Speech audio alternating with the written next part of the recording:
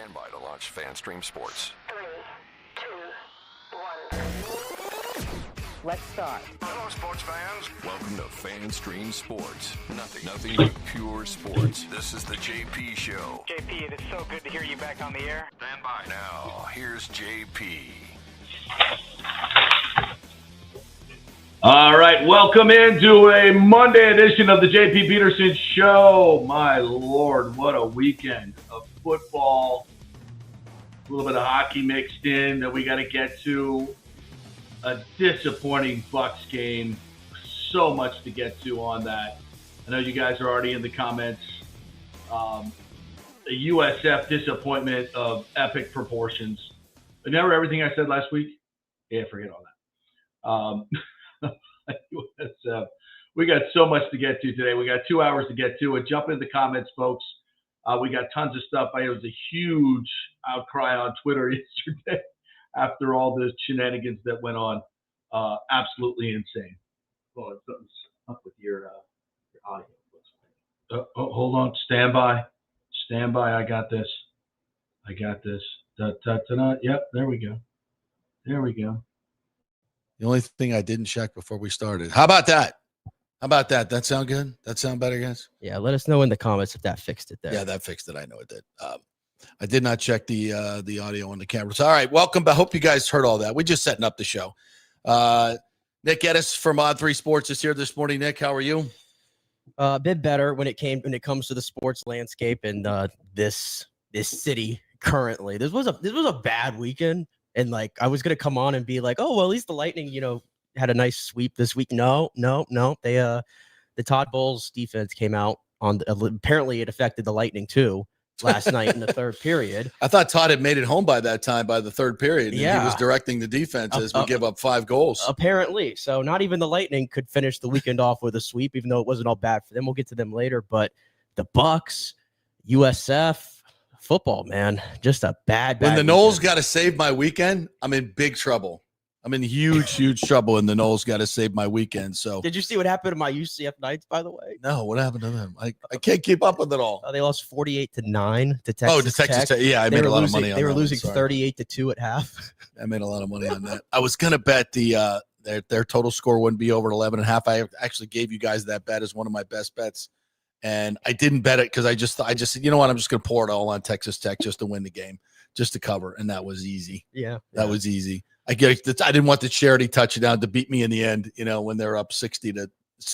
So anyway, hope you guys got all those picks because we were I did say the over on the Bucs, but I did take the Bucs in 5.5, which should have covered, but obviously did not. So we'll get to all that, and we'll jump right in here with the Bucs. And so much vitriol directed at Todd Bowles by all the Bucs fans, and I'm not here to defend Todd Bowles. There's nothing you can defend over the last 2 weeks. 72 points in 895 total yards. I mean, Josh Allen had 6 touchdowns yesterday. And that's bad enough. That's only been done 3 times, 3 running touchdowns, 3 passing touchdowns in a game. Only Otto Graham and Josh Allen has now done it twice in the history of the game, and the Bucs gave up that booty. But it wasn't even the numbers that is historic, obviously, but it's the way that it was done. I mean, when you run 3 quarterback powers, one from 9 yards out, I think one from 7 yards out, and basically don't get touched in a goal line situation, that's just not bad scheme. That's a lack of effort. I have not seen a lack of effort on this team, but when you go look at the final 2 touchdown drives, nobody's getting off blocks. And when guys aren't getting off blocks, you're either dead tired or you don't give a shit. One of the two. And that was embarrassing on so many levels. I mean, it was a very entertaining game, 9 lead changes. And listen, I hear people rapping on Baker. I'm here to tell you, the offense is working with their C roster. They got a 3rd-team running back, with all due respect, a bunch of Smurfs at wide receiver who are 4, 5, 6, 7, 8 on the depth chart. And although we love Tez and we love Cam and we love Ibuka, it's just not good enough. So the passing game is suffering. And teams can scheme against this team, and you still ran for 200 yards. And in the most crucial situations, when you needed 2 yards, what did you do? You passed the football, and not very well. 0 for 2 on 2-point conversions. A 3rd and 2, you can't get anybody open for 2 yards against a light box, by the way. How he doesn't check to a run there, I don't know. But the offense is not the problem. This defense is atrocious. And if I hear one more expert talk about the magic of the Todd Bowles defense, I'm going to vomit. Because there's no magic in this. In fact, it's quite the opposite. You know, when I see Anthony Nelson and Yaya Diaby trying to run down receivers and running backs in coverage, it's just ridiculous. And I'm not talking about the Shavers one. That deep touchdown is all on Morrison. You probably are too young to remember the Morrison's cafeteria. Oh, no. My great-grandmother used to take me there all the time. Yeah. And this guy's the same. It's all you can eat. It's an all-you-can-eat buffet when you go to Morrison. It's all you can freaking eat. Although that was more of a cafeteria. It wasn't a buffet. Well, you get my point. Don't screw it up. Good carrot cake, by the way. Really good carrot cake. But he's lost. I mean, and here's the let's rush 3 on Josh Allen and just let him have 6 seconds to throw. That's bad enough. But still, he's throwing into the wind. The ball's in the air for I don't know how many seconds. It damn near hit Morrison in the helmet. Why don't you play the freaking ball? Turn around and play the freaking ball. But you just panic and run to the guy in the end zone. Unbelievable. They got out-coached. They got out-executed. They got out-special teamed. They got out-physicaled.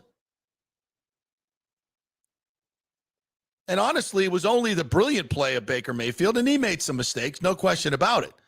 But you understand when your defense is giving up the booty like that, you got to do everything you can and take every risk you can just to keep your team in a ball game. And eventually, you're going to make a mistake. You're going to make a mistake. And he made a big mistake missing Ibuka on that throw. And Bishop got the interception. And one play later, what are we doing? We're trying to cover a running back with Anthony Nelson on a wheel route. It seems, you know what's funny, Nick, is every time there's a crucial play in a game, those matchups seems to show up. Isn't that interesting? Just by happenstance, I'm sure. Just by happenstance, I'm sure. No, they know what's coming, and they know how to take advantage of it. And that's the mystery of the Bowles defense. Yeah, it's mystery because, like, what the F are we doing? Even the Stars' performance of the game brings up coaching interrogation. Exhibit A, Sean Tucker. Sean Tucker finally it's been 6 effing games since Bucky Irving went down. You want to hear the carry loads for Sean Tucker in those games? 3, 6, 1, 12, got a touchdown. It's part of the game. It's really good. 9, getting better. Really good with 9 carries, by the way. And then finally, 19 touches. 19 carries. Guess what? 140 yards from scrimmage and 3 touchdowns.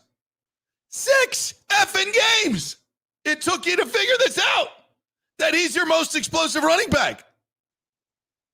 6 games. And on 3rd and 2, why would you go to a guy who's averaging 6 yards a carry?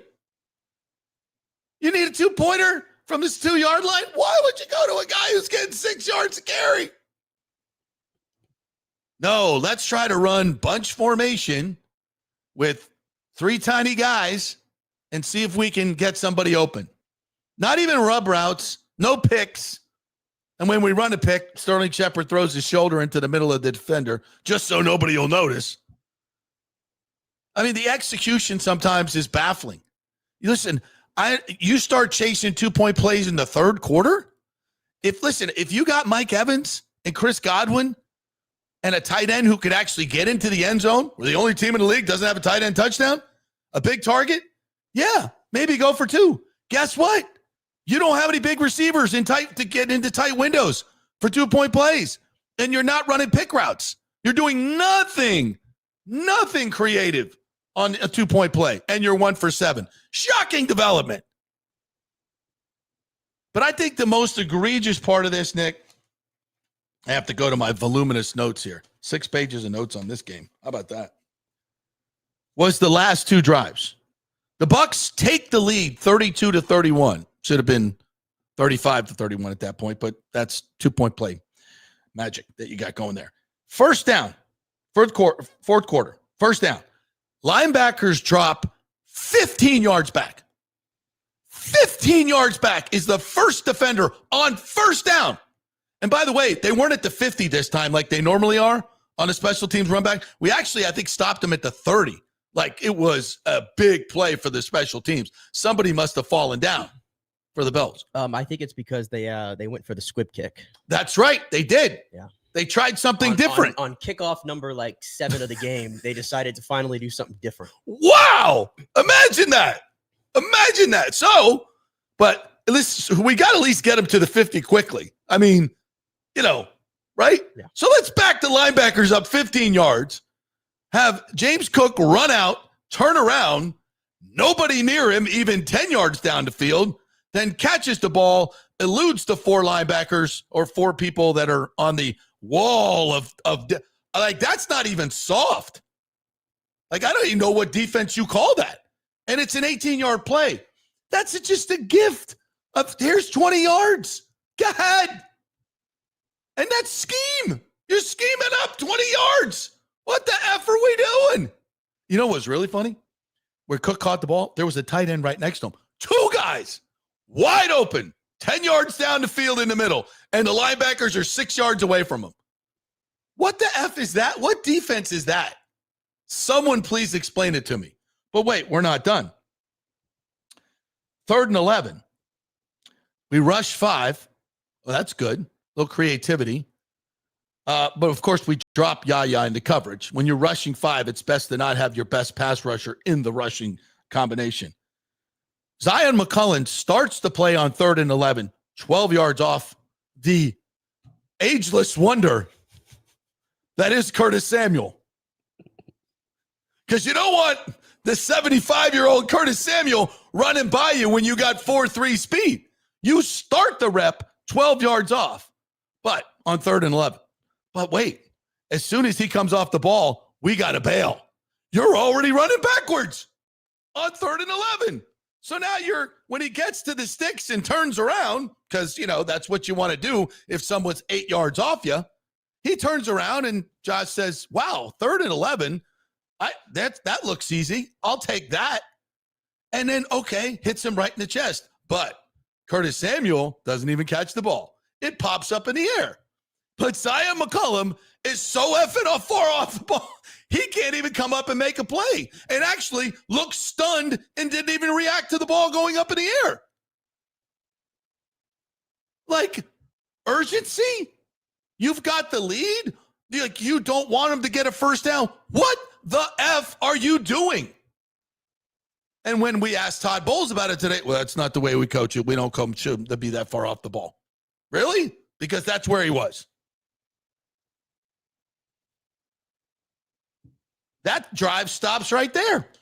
But no, it continues. Next play, Josh gets flushed out of the pocket, and we're in this nice, pretty zone again, and the gaping hole in the middle that Dawson Knox just says, I'm just going to run down the middle of the field. Dawson Knox, by the way. Yeah, Dawson Knox. Not Kincaid, who didn't play in this game. Dawson Knox. How old is he? Dawson Knox? Is he about 500? He's not as old as Curtis Samuel, I don't think, but it's a backup tight end. Yeah. There's another free 20 yards. Or was it 23? Sorry. And then we get down to the goal line, and we run quarterback power because we didn't think that was coming. Did you forget the Jacob Parrish face mask? That's it. Oh no, that's the next drive. That's the next drive. That's the next drive. I'm still on the first drive. I gotta understand. There's so many egregious drives. I can't even keep track of what happened there. I'm still enjoying the first comedy of errors. So we get down to 1st and goal. We go quarterback power from, I think, the 9-yard line. And Josh Allen does not get touched. Do you know how hard it is to run untouched on a quarterback power from the 9-yard line? I mean, Elijah Roberts blocked. Chris Braswell, get out of here.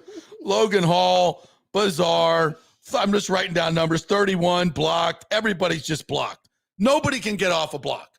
Nobody. It's like drawing it up X's and O's, and it's just like, touchdown. What a joke. And you had the lead at that point. You're defending your goal line. That was something I don't know I've seen in a while.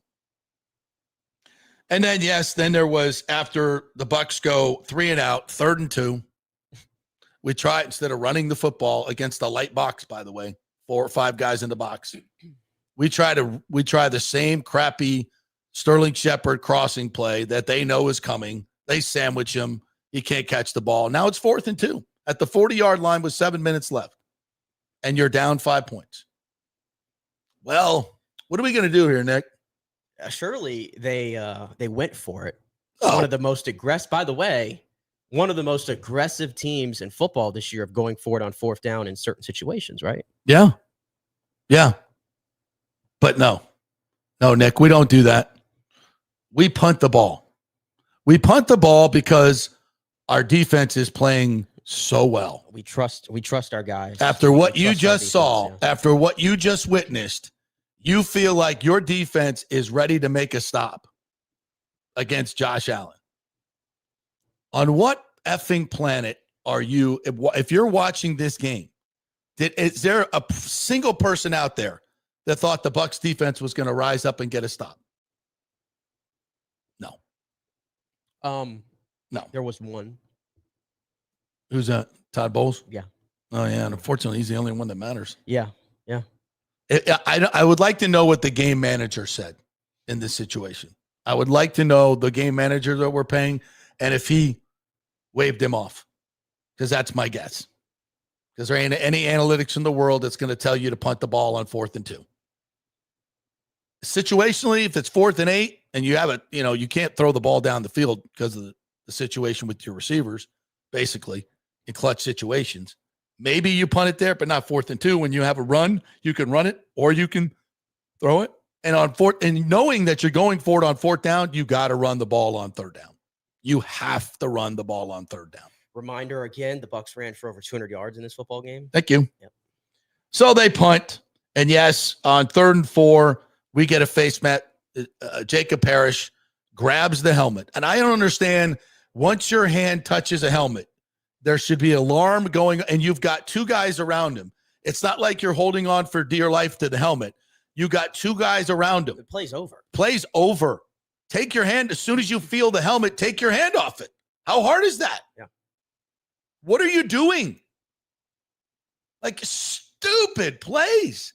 And at least you get a field goal there, and maybe, or you might miss the damn field goal in this win. Windy day. Yeah. Chasing, it's a stupid challenge early in the game, and then you don't challenge the Otten catch, which clearly he fell across the line. How you mark it where they marked it is beyond belief. I'm not going to put this one on the refs. And then the roughing call on Logan Hall is just absolutely ridiculous. I mean, it's ridiculous.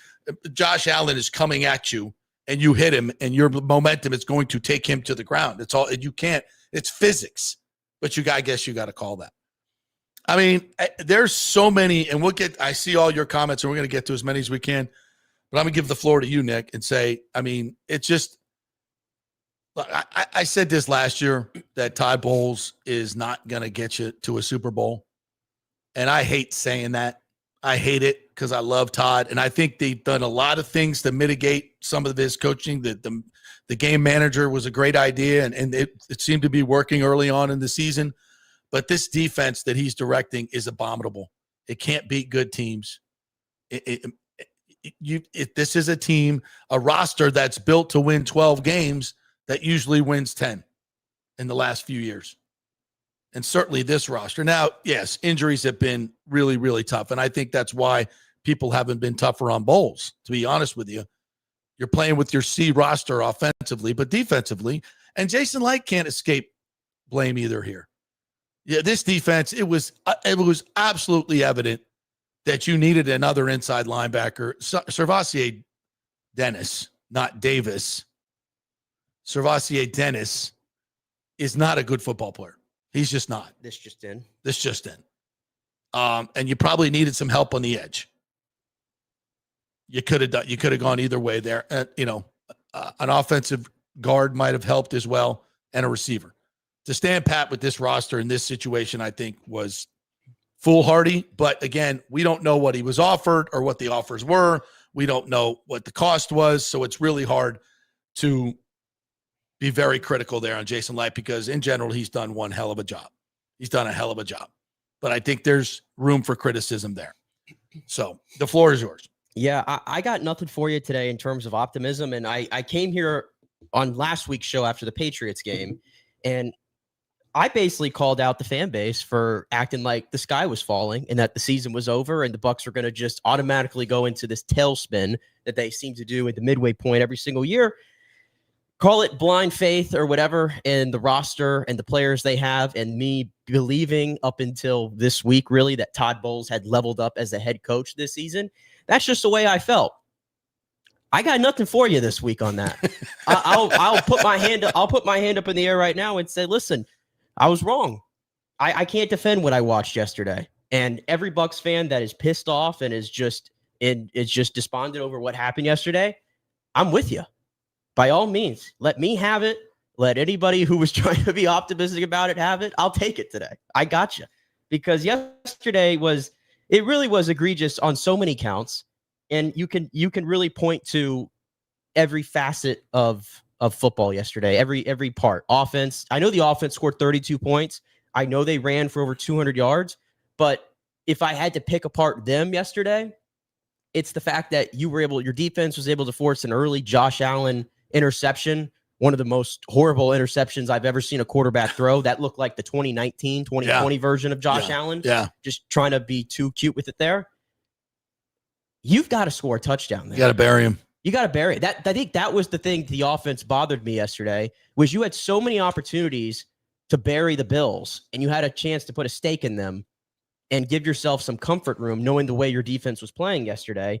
And how many times did they have to settle for field goals? They got 3 points off of those 2 Josh Allen turnovers. So that can't happen. Defensively, you start the game so well where the first 2 plays of the game, you were able to get pressure easily on Josh Allen. After those 2 plays, did they even, the Logan Hall, outside of that, did they even touch Josh Allen after that? No. One quarterback hit on the day. And no sacks. Yeah, one quarterback hit on the day, no sacks. Yaya Diaby was just nowhere to be found yesterday. Nowhere to be found. Vita Vea, you can't usually judge Vita Vea based off the box score. Right. But he had no tackles yesterday, and I don't recall hearing his name or even seeing him make any impact plays. He was nowhere to be found. A lot of the Bucs stars on defense. I think they bottled up James Cook. It's almost like we're not letting James Cook beat us on the ground, but everything else is fair game. Yeah, and Jamel Dean gets hurt on like the second or third play of the game, which it's like, here we go again with Jamel. Jamel's having this season that's really all pro caliber when you break it down. Oh, God, yes. And he hits a hip injury. And now it's like, well, now Ben Morrison coming off his worst performance of the season, well, he's got to play every snap now. And Ben Morrison's just not ready to play at this level of football. No. He ain't ready. Ben Morrison, I started watching it in the second half in particular. I would look where Morrison is at on the field, and then I would watch Josh Allen's eyes. You and Joe Brady. Every drop back, Josh Allen is immediately looking in the direction of Ben Morrison. Yeah. And the problem with Ben Morrison is his hips. Yeah. It's all about the hips with Ben Morrison. He just does not turn well. He just doesn't. It's the most important thing for a corner is your hips. Rondé Barber will tell you that all day long. Correct. And if you got 2 hips that have been surgically repaired, that might be it. I really thought Benjamin Morrison was going to be a really good football player. Too. And he still may be. And he might be. He had flashes earlier this year, when he was locking up A.J. Brown and stuff like that. But the touchdown to Shavers, I know everybody's focusing. You called it out. Everybody's focusing on Yaya Diaby. No, that's not his play. Yaya Diaby is covering the flat. Yeah, okay? and which he actually covered him well in the flat. He noticed that Josh Allen was about to do some crazy shit, and he just started running up the field because he saw Shavers was nobody was open. near him. Yeah, because the guy that had the deep. Ben Morrison's and just doing nothing but standing around back there, just not even paying attention to Shavers. Well, there's nobody. Look, it's zone defense, and you're taught in zone defense to look for somebody coming into your zone or in your zone, not other people's zones. And as Josh rolls to the right, what does he do? He starts looking at the guys in the middle of the field. You got depend on your teammates to cover their zone, because guess what? Somebody's behind you. Right. And to be able to throw the ball across your body 50, 60 yards in the air against, I think that was against the wind, and the ball's fluttering, to not be able to adjust to a ball like that, that's just not good athleticism. No. He completely panicked. No. And it's just not, turn, yeah, locate the ball, and go catch it. Yeah, and it's like Morrison, it's like this isn't like this coming week, you're going to have to deal with Puka Nacua and Devontae Adams and God bless how that's going to go. But the MVP of the league, right, Stafford, right, who's had his way with this defense many times in his career, by the way. You know, do you think Sean McVay might outcoach Todd Bowles next week? Probably likely, yeah. Yeah. What's the number on that? My point is, in this minus game, 800. In this game, it's Tyrell Shavers, yeah, who I'm not even sure if that's a real person, and Gabe Davis, which, you know, UCF alum, love you, Gabe, but Gabe was on the streets not too long ago, and like the out of the squad. league, in the practice squad, and Ben Morrison, they benched Keon Coleman for missing a meeting. Right. Good thing he wasn't out there. Yeah. Gabe Davis and Tyrell Shavers are more often than not were lined up against Ben Morrison, and Ben Morrison's not, forget running with them or covering them. He's not even close. Yeah. Gabe Davis is wide open. Tyrell Shavers is wide open. You got Zion on the other side. I called this out last week. Zion got paid this offseason. Remember, he wanted to get paid, and Rosenhaus was hanging around $1 trying to get his client paid. $35 million guaranteed, $16 million per. The Bucs decided that they're going to pay McCollum, and Morrison's going to be the other guy, to hell with Jamel Dean and all that stuff, right? Has Zion McCollum made a play this year? He damn sure ain't forced a turnover. No. And to your point on that one play, like where he's playing like 12 yards off, and then the ball pops up in the air for Curtis Samuel, and Zion's just standing there, like no effort to even go and attack the football or anything or try to break it up, and allows Curtis Samuel to make that play. So all of a sudden, it's like I got questions about cornerback, of which coming into the season, I thought they were pretty set there. But you just paid Zion 16, and you cut Jamel Dean to 4, and he's having an all-pro season, but he's hurt again. And that's why you cut his pay, because he's always hurt. Right. But the big plays too is the big problem here. And I got the numbers here. They have allowed an NFL high 11 touchdowns of 25 yards or more. Six in the last 2 games. They've allowed 4 rushing touchdowns of 25 plus yards. They gave up 2 total in Todd Bowles' first 6 seasons in Tampa Bay as the defensive coordinator. 2 in 6 years. They've given up 4 this year of 25 plus yards. It's the explosive plays, man. It was the same thing against New England. It was the same thing against here. And by the way, the Bills left some meat on the bone yesterday. They did. Josh Allen missed a couple wide open receivers that was uncharacteristic. Yeah. It was all day. It was just wide open. Yeah. You watched the Bills offense yesterday. Anything they wanted, they got, and guys were flying wide open. You watched the Bucs offense, and the Bucs were able to get 32 points on the board yesterday. I don't know how. But did anything look like it, like in the passing game? Did anything look like it came easy for the Bucs? Did you see guys running open for the Bucs yesterday? No. You had to fight for everything, and that's not a good Bills defense, by the way. That is not a good Bills defense. It's particularly in the secondary, and everything was just such a fight for them. And the concern is, like, you look at the Bucs and when they face the teams that are above 500, and they got the win over Seattle, but that's a game that if you play it 10 times, how many of those do the Bucs realistically win, right? Not many. You got the win over San Francisco. That's great. But in the Eagles game, your defense allowed 23, 24 points in the first half and made it impossible for your offense to get back in that game. The Lions game, your offense did nothing. What's the other one? New England, obviously.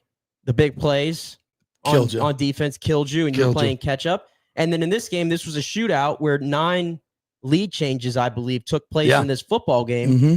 But the trend in these games, the Bucs don't play complementary football. No. You have games where the offense is humming and the defense is just completely non-existent. You have games where the defense is flying around making plays and the offense is non-existent. And then that brings me to special teams, which has been a recurring issue all season long. I am done on it. What's the name of the special teams coordinator? Was it Thomas McConaughey? McConaughey, whatever.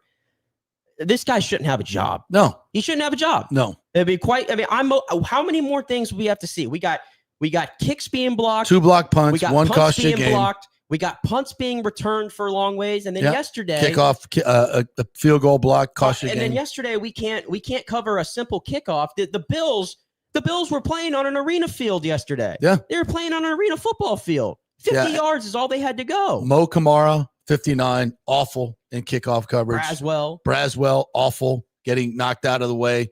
Who else? 29. Is he terrible? Guys, just like I saw one guy come, I think it was 59. It was Mo Kamara.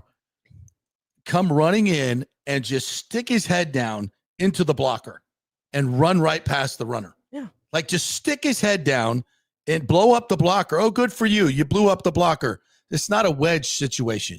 You got to play. It's not how you play it. You break down, you get off the block, and you try to make the tackle. And for God's sakes, you stay in your lane. You don't cross other lanes. There's so much fundamentally going wrong on these kickoff returns. It's ridiculous. That's why you look at other teams, they don't happen. On this team, they're fundamentally not coached well. Right. And I know you're putting new guys in every week because of injuries. Everybody else is too. This is not hard stuff. You layer your if the ball's going away from you, you have one guy that has contained, the other guys layer into it and make sure that you don't get more than 10 yards on the, over, you don't get to the 35, 40. I mean, that's ridiculous. Yeah. And to me, the discouraging part when you look at them against good teams, I watched this game last night on Sunday Night Football, Eagles and Lions, 2 of the best teams in the league. Nobody could move the football. Yeah. It was just a classic grudge match between 2 good teams, and you had to fight for every yard out there. Yeah. Right? That's what good defense looks like. You watched the Chiefs and you watched the Broncos yesterday. Everybody had to fight for every single yard. You watched the Packers and the Eagles on Monday night. This is what happens when 2 really good teams, Seahawks and Rams. Yeah. 2 of the best offenses in football. And it was all about defense yesterday. That's what happens when 2 really good teams face each other. But when the Bucs face the really good teams, it's always a shootout. And it's always a game where the Bucs defense usually is going to give up 30 points or more. And they force the Bucs offense in this current iteration with all of the injuries to sort of keep up pace. Mm-hmm. That's not a sustainable way. You're not going to win these games against really good teams when that is the output that you get. So, I got a lot of questions about the Bucs moving forward. I just do, and it's hard for me to come here today and defend anything that I watched yesterday and say, I feel good about the Bucs' chance to go and win a playoff game, even if they're hosting it, which, by the way, is in a bit of a doubt because if you pay attention, the Carolina Panthers have caught you. Yeah. Carolina Panthers are 6-5. Yep. You don't have a very poised, come from behind win over the Falcons yesterday. Exactly. You don't have time anymore to just play around and hope that everyone gets healthy and go on a run. Your margin of error is shrinking game by game because you don't have a 3 or 4 lead in the division like you did the last 2 years. Exactly.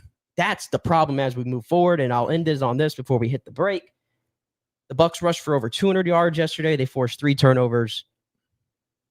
This was from Greg Auman. Yeah. The last 71 times an NFL team did those things before yesterday, there was only 1 loss and 1 tie.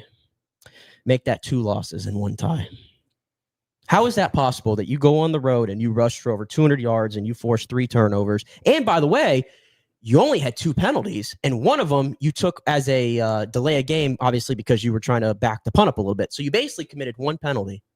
And that penalty, by the way, was a bullshit penalty. You basically went penalty-free in this game with 200 rushing yards and forced 3 turnovers on the road, and you lost the game. Yeah, there was a point last year that I was like, man, in the middle of the 4-game losing streak, it's like, and it's so poorly coached. This team just looks so poorly coached at times that you just want to throw up your hands and go, and as much as we love Todd Bowles, it's just as a human, the answers aren't good enough. We got to coach it better. We got to play it better. Oh, the communication. We're still hearing about communication breakdowns and cohesion. He's using all these buzzwords that we've been hearing all this time. Can't call anybody out. Never will. It just the accountability seems to lack. Listen, you come here and you say, look, the team is right there. I mean, you got everything in front of you. You're 6-4. I thought this team would be 6-4 at this particular point of the year. You've got a very manageable schedule coming up. The thing is, though, you just don't have any confidence that they're going to beat the teams they should beat. Now, that's one thing they haven't done. They have not lost to a team that they should beat this year. They've played around with it, though. They played around with it, but they've won the games they should win. And if they win the games they're favored in, they're going to win this division and get to the playoffs. But frankly, if you lose in the first round with a home playoff game, once again, it's not good enough. And that to me, like, not to look so far ahead because we'll cross that bridge when we get there. But if this team wins the division again, host a home playoff game and loses, I don't care who it is to me, that's it. No, that's it. You pull the plug. Yeah. And a lot of people would Bulls have been fired last year if they didn't make the playoffs? Yeah, I believe so. I haven't been told that, but I believe so. Reading the tea leaves, a lot of things that I do know, I don't think he would have been retained had they not made. And that was pretty damn close. And the year before. And wasn't this the week, by the way, where after the Patriots game, remember Baker called out the team about we got to have pride? And Bulls said this was a pissed off group. I think I heard that in the meetings. Yeah. He challenged his best defensive players and everything. Yeah. And that's the response. That was the response. Defensively, it's just not good enough. I think offensively, they made some mistakes, but they were so desperate. Still scored 32 points. Scored 32. You should win a football game. And yeah, absolutely, 100%. Especially when you get 3 turnovers and you run for 200 yards. That's just you. If you're losing a game like that, your defense is so hideous and your game management is so awful that it's only been done once in 73 iterations of that stat. Yeah. That's bad. That's bad. It's really bad. All right, you guys, your turn is next. We're going to take a break, and when we come back, we got about 1,000 comments, and we're going to try to get to every single one of them and comment on them. Thank you guys for jumping in. We really appreciate it. In our second hour, we're going to get to USF. What a demoralizing defeat that was. And but I have a message for USF fans, and most of you aren't going to like it. Most of you are not going to like it, but it needs to be said. Okay. We're brought to you by the Jeeves Law Group, JEEVESLawGroup.com. They're local, they are trusted, and they get results, unlike this Bulls defense. Folks, if you're getting involved in an accident, don't go hire the big national firm that's just going to make you a number, right? The local firms know the local legal landscape. That's very important when it comes to your case. So go with the Jeeves Law Group, big enough to fight the big insurance company, small enough to make you a priority. JeevesLawGroup.com, 930 spokesman offices, Tampa and St. Pete. And the great folks at Genesis of Tampa. Folks, if you're looking for a new car right now, you have got to go get you a test drive at Genesis of Tampa. The lease specials are off the chain. The cars are amazing. The value is incredible. Go look up all the ratings on the Genesis, the GV80, the GV70, the Coupe. Fantastic cars at great prices. They'll give you a great deal at the Genesis of Tampa. So check it out right there, 801 East Bears. Back in 3 with your comments. Experience the art of driving at Genesis of Tampa, where luxury meets innovation and every detail is crafted for you. From the bold G70 to the refined GV80, Genesis delivers power, elegance, and technology years ahead of its time. Book service online, and our Genesis Experience advisors will pick you up and drop off your vehicle. If available, you can enjoy a courtesy car while yours gets a complimentary interior vacuum plus a generous offer for your trade. Every new Genesis comes with the Miracle Advantage Plan, 10 years or 250,000 miles of powertrain warranty and 4 years of complimentary maintenance. Visit us at 801 East Bears Avenue or online at genesisoftampa.com. Genesis of Tampa, luxury redefined. Italiano Insurance would like to congratulate the Bucs on their 50th anniversary season. And you know what? We've been here for every season and then some, over 60 years in business. We've seen some smart coaches with great game plans, but if you don't have flood insurance or business insurance, that's a terrible game plan. That could ruin you financially. You don't want to take that L. So call 813-877 $77.99 and let their friendly agents quarterback your insurance and save you big money. Italiano also sponsors our FSU report every week, so go Noles. 813-877-7799 or go to italianoinsurance.com. Although it may seem tempting to go without health care insurance, the financial risk far outweighs the gain you may experience. For example, did you know if you simply broke your leg, it could cost you nearly $7,500? Put on top of that a hospital stay, you could be looking at $10,000 to $15,000. Ensuring that you don't go uncovered is so important, as according to CNBC, high medical bills are the highest contributing factor to why Americans end up taking money out of their retirement savings, or worse, find themselves filing bankruptcy. So go to don'tgouncovered.com or call 800-669-1505. Now, depending on your income, you can get plans for zero premium. Our experts will guide you through the process effortlessly. They will shop many plans and find the one that's right for you. I called and I have full health coverage through Florida Blue for zero monthly premium. It's a free call. So why go uncovered? It's a huge risk. Go to don'tgouncovered.com or call 800-669-1505. That's 800-669-1505.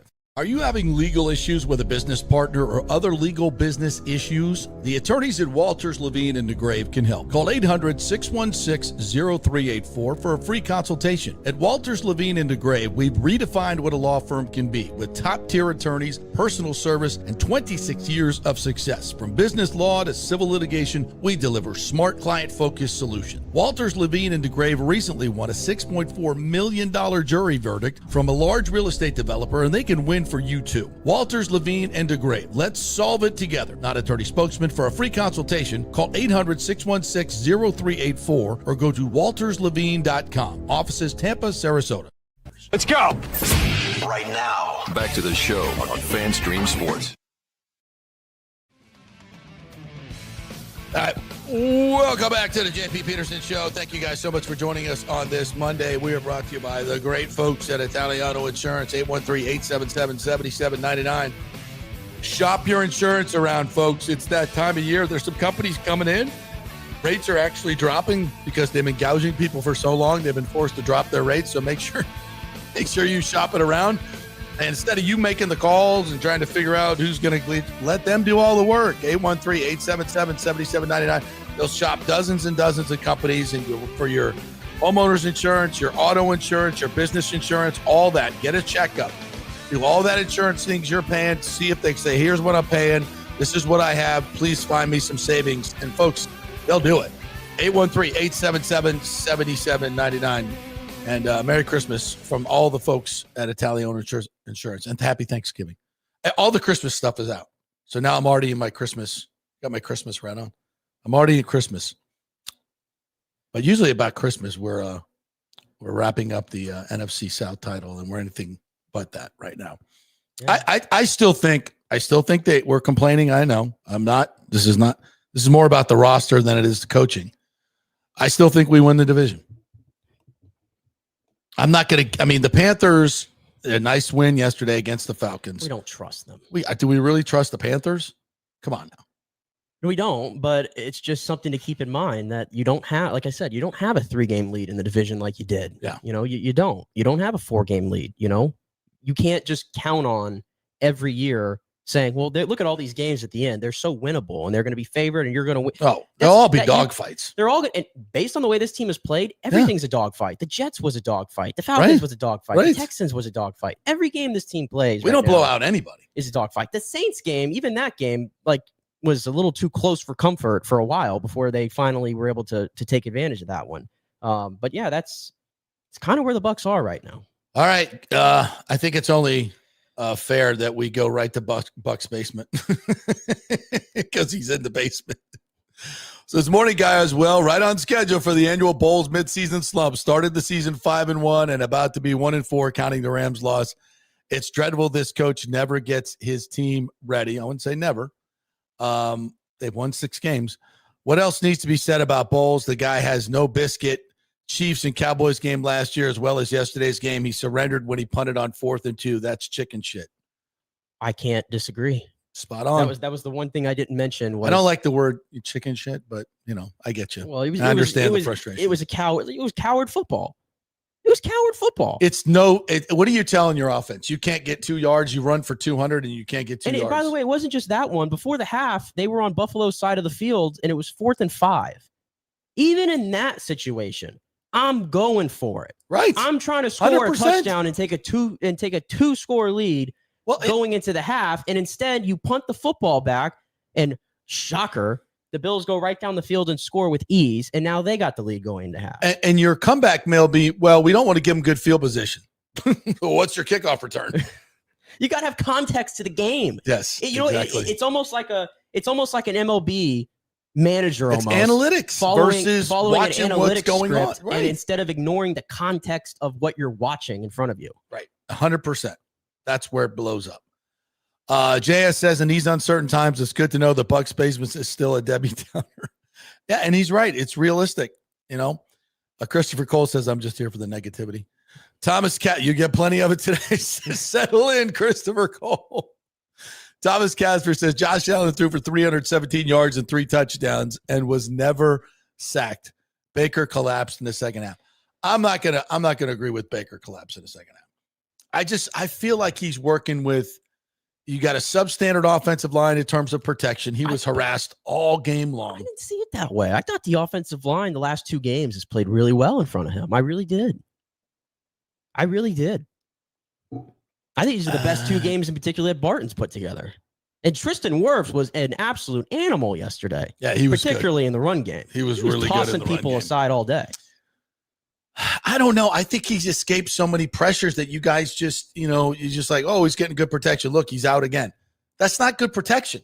When your quarterback's having to step up every single time and is getting early pressure, that's not good protection. That's good quarterback play. I mean, Baker, if you evaluate his performance yesterday, you could tell he was feeling himself early. Like he had his legs back a little bit, and that was an element of this offense that was certainly missing. Well, you talked about his accuracy. Let's take the throw on 3rd and goal from the 5, right after we get the turnover. Okay, we get a bunch formation to the right. Once again, hate that congested formation. Spread the field. You got to, and you run a Buka on the in-up route up the seam. That's a tight end route. Right. That's where you're throwing to the back shoulder, 6'6" guy goes up and makes the catch. We don't have a touchdown to a tight end, by the way. But instead, in the bunch formation, you run Otten on the out. Well, the out route is for a speed receiver to get separation. Yeah. And why is the tight end? That play is basically irrelevant, that route. And then you're running a Buka on the up and in. When you get cut off on the slant, you turn it up. And he's not a big guy. Like, he's yoked, but he's not a big-shouldered guy like a tight end. That's a tight end route.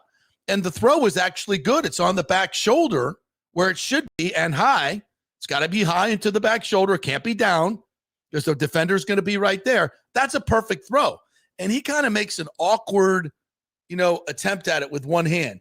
It should be a turn and a catch. That's what the tight end is for. So that's a bad concept right there. That's a bad concept route. Baker's throw is good. It looked like it's supposed to be high. It has to be high. The guy has to go up, turn, catch it, get your feet down. And Ibuka didn't do that, but the concept there is bad, really bad, in my opinion. Kenneth McClary says, well, I think we cannot say, with the exception of a few plays, the defense played a good game. It's now been back-to-back giving up huge plays, a sign that our defense is not good. And you look at all these plays. Let's take the Johnson screen pass 56-yard touchdown. You could say, boy, that was really well blocked. You can also say guys aren't getting off blocks and taking angles to get away from blocks. Benjamin Morrison comes up to the outside and forces it in, which is his job. But do we have to run into the blocker blindly? Can we not force it outside, but also try to make a play? Be a football player.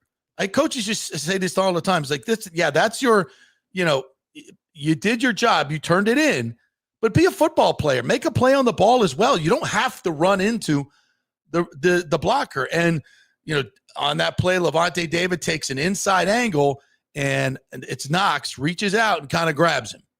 I mean, I'm not going to say it was an egregious hold, but if he doesn't reach out and grab him with one hand, and that's also he probably it makes the play there. That's usually a play that you see Jacob Parrish fly in and make too. And Tyke Smith, by the way, just to finish it, Tyke Smith takes a terrible angle. Big plays, most big plays come from safeties not taking good angles. Right. And Tyke takes a terrible angle there and misses the play. Good safeties keep your team from giving up big plays. And Antoine Winfield and Tyke have not been doing that in these past 2 games. I'm not putting it all on them, but that one Tyke played great. But that's on him. Tyke was like the only player that had a pulse yesterday. On defense. But all those guys and who else got blocked on? But I was going to say Parrish. That's a play we've seen him make a lot of times this year. That's why he's got like 7 tackles for loss. And earlier in that game, he blew up a screen. But I think Shakir did a really good job. And Shakir's a really good blocker as a wide receiver. So he got a hat on Parrish and took him out of the play. And then again, I say it all the time. If you're expecting Levante David to make those plays at this point in his career, it's just not happening. Yeah. It's not. Yeah. And he's just a step slow. I think he's 2 steps slow. Like I said this a few weeks ago, watching Levante try to chase guys around, it physically looks like it's hurting him to run. And it's sad. Sergio Beltres, good morning to you, says bad performance by the special teams again. Cannot have opposing offenses start at the 50-yard line. The defense lacks overall speed, poor tackling, allowing long plays. Bingo. He also says defense has little to no pass rush. Reddick was supposed to be a difference maker, and he's just 1.5 sacks. Of course, he's not playing. And the defense, by the way, has gotten much worse since he stopped playing. I know we want more from him, but as I was telling you, he was playing well in what he was doing. He just wasn't getting the sacks. He was getting pressures. He was helping out in the run game. A lot of these busted runs, I don't think would be busted runs. No, if Reddick were playing on it. If Cansey was playing too, that would be such a major difference. It just like Elijah Roberts is doing a solid job. He's putting in a shift. But they're going at him. But he's not a polished player. I mean, he's a 5th-round pick for a reason. The same thing with Simmons. He's an undrafted player. Like, they're doing good job for what you expected out of them. But, I mean, they can only do so much. Ideally, you want Yaya, you want Vita, you want Kalijah, and you want Reddick in there across the board. But that's not the reality the Bucs live in, and that's not going to be the reality they live in for the rest of the season because Kalijah's not coming back. He might. It may be at the end. You could file him under. He's running around the locker room, joking around. You could file him under the players that we hope come back at the end of the year. Listen, one more from Sergio. It says, how can you be Jason Light and say to yourself that we can win a Super Bowl with this D-line and don't make any additions? Shaking my head. Yeah. We said it was one of 2 things. He thinks that the guys are coming back and we can make a run in the second part or the last third of the season. So I'm not going to waste draft picks, or he just felt like it's a lost cause. And I don't know which one, to be honest with you, because at this point you could say either one. And he also might be looking at this, because people like to make comparisons to 5 years ago when we had the team that we had that won a Super Bowl. And if there was a move out there to be made, Jason Light was going to find it and he was going to do it. Well, the difference is you were working with a very small shelf life of that football team. Agreed? That was a clear 1 to 2 year window where you were trying to win. With Tom Brady up. I think the way Jason, I don't know he wants to hear this because we always want to go for it, right? And I'm on that side too. I think Jason views this as this is not a 1 year all in, we have to do this, type of thing. Clearly. He's looking at the age of the roster and going, we have so many young players that are locked up for the future and that are playing lights out now. Now they didn't play great yesterday, but you get my point. This is supposed to be the start of a new window. And so maybe that's the way he's looking at it. Not saying I necessarily agree with that thinking, because if you have a chance, if you have a team that's capable from a roster standpoint to win it, and I thought this team at their healthiest did, then you go for it. But I think that might be the way that he is sort of viewing this at the moment. I agree 100%. And he gets paid to take a long-term view and not get emotional and wrapped up in the now. And he does a really good job of that. And he may turn out to be right. He may turn out to be wrong. And again, it's so hard to criticize because I don't know what the price for, decent inside middle linebackers was. If it was a 2nd-round pick, then no. If it was a 3rd-round pick, which is going to be a low 3rd-round pick, almost a 4th-round pick, and you could go out and get me a decent inside linebacker. Well, we only saw one get moved in the deadline. Yeah. And the one that got moved was not going to make any difference to this defense. Yeah. Yeah. More right rudder. Good morning to you. Says, how many teams would you change the last 5 years for in the NFL over ours, including this season? That's a good question. Okay, let me give you some. Nobody in our division. Packers, Lions. Yeah, Lions, no doubt. Eagles. Maybe the Packers. Eagles, obviously. Seahawks. Nah. 49ers. Yeah, maybe 49ers. The 49ers are well coached. Yeah. I know that, even when they have injuries. And like sometimes it's just more consistent and not as maddening. Yeah. The Rams. Eagles, yes. Cowboys, hell no. Commanders had a really good year last year. They got to the NFC, but they were dreadful before that. So Giants, no. So we've got what, 3? Well, you so far? got to include the Eagles and the Rams. Yeah. So, okay. So that's 4? 4 or 5. Patriots, no. Bills, yeah. Both Dolphins, Jets, no. Broncos, nah. Chargers, meh. Chiefs, of course. Steelers, Ravens, yes. Bengals, nah. No. Colts, Jags, Texans, Titans, no. So not many. Not many. But the question remains, can Todd Bowles win a Super Bowl? Well, do you believe in your heart of hearts that Todd Bowles is a good enough coach to outcoach the elite coaches when it comes down to crunch time? The evidence overwhelmingly points to no. Yes, that's true. The evidence overwhelmingly points to no. And it's not to say that he hasn't had moments. Like last year, they were able to beat the Lions, and I think he outcoached them then, Ben Johnson. You know, he beat the Eagles last year, but the Eagles were missing both of their top wideouts. He beat the Eagles in a playoff game, too. They were a dumpster fire at that point. They were a dumpster fire at that point, of course, not the same team they are now. He was able to get over the hump this year and finally take down Kyle Shanahan, which is something he hadn't been able to do. But it's just, I think that's part of the problem. It's just too inconsistent. It's like Todd Bowles, I think up until like the last 2 weeks, was really having a strong season. I thought he had leveled up. We were raving about his game management was fantastic. They've been aggressive on fourth down this year when they've needed to be. And then it's like he's turned back into a pumpkin. Yeah, the last couple weeks. And now it's like, I have to worry about that again, because what did we say coming into the season? We love the Bucs roster. We love the way that it's built. The chemistry is fantastic. Culture is good. Camaraderie, all that stuff. The quarterback, you got that answered. But the one question mark, the biggest question mark, was always the head coach. It always was. And it's also specific schemes too. You're seeing him, it's like every single time they need a big play, they're getting the matchup they want. And that's when you would talk about coaching, when you're evaluating a game for coaching, like who's getting out coached. The critical third downs are a really big tell, because that's when you say, that's all your film study, like, ooh, when it's 3rd and 7, that guy right there, I know what his look is. And that's going to give us a one-on-one with Nelson on Cook. Yeah.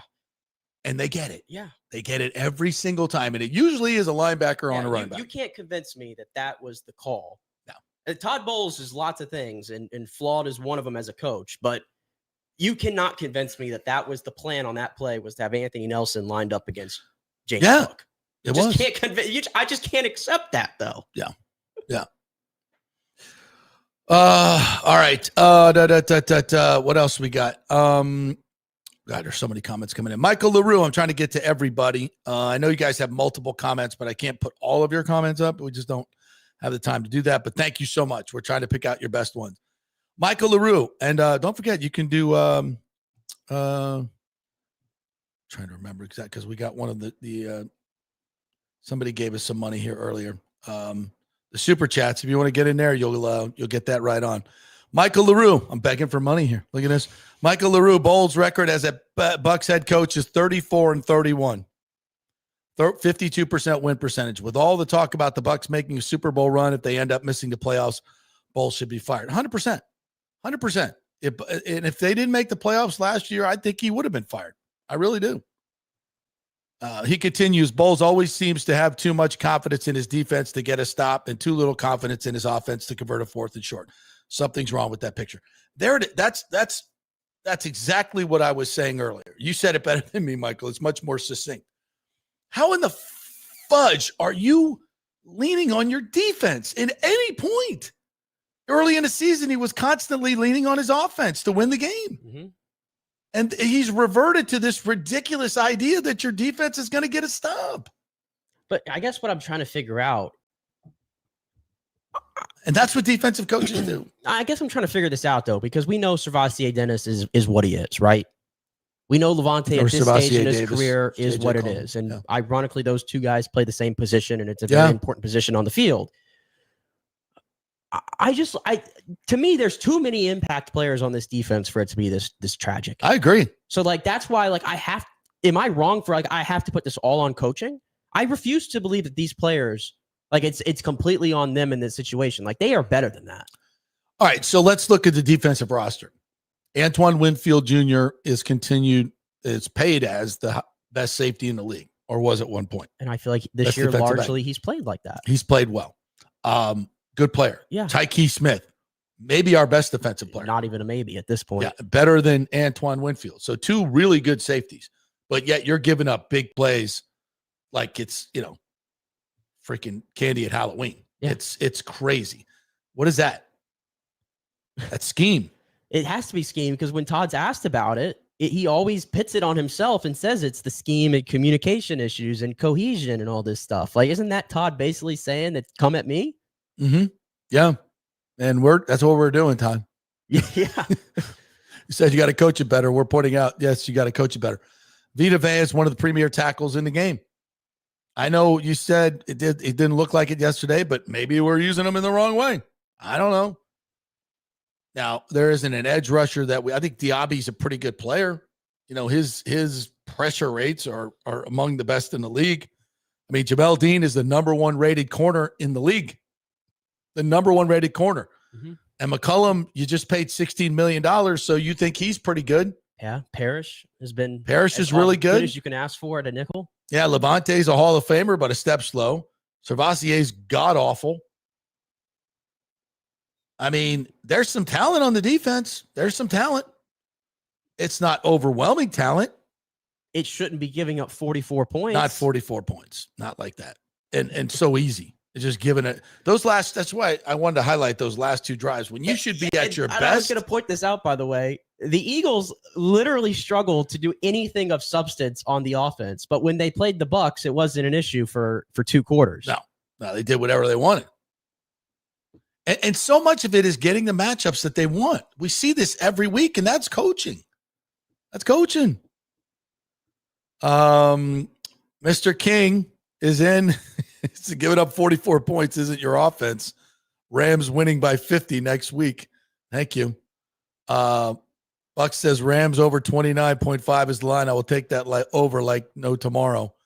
That's their scoring over 29. Yeah. Yeah, the Bucs have scored more points than the Rams though this year. It might have to do with schedule. I don't know. Just pointing it out.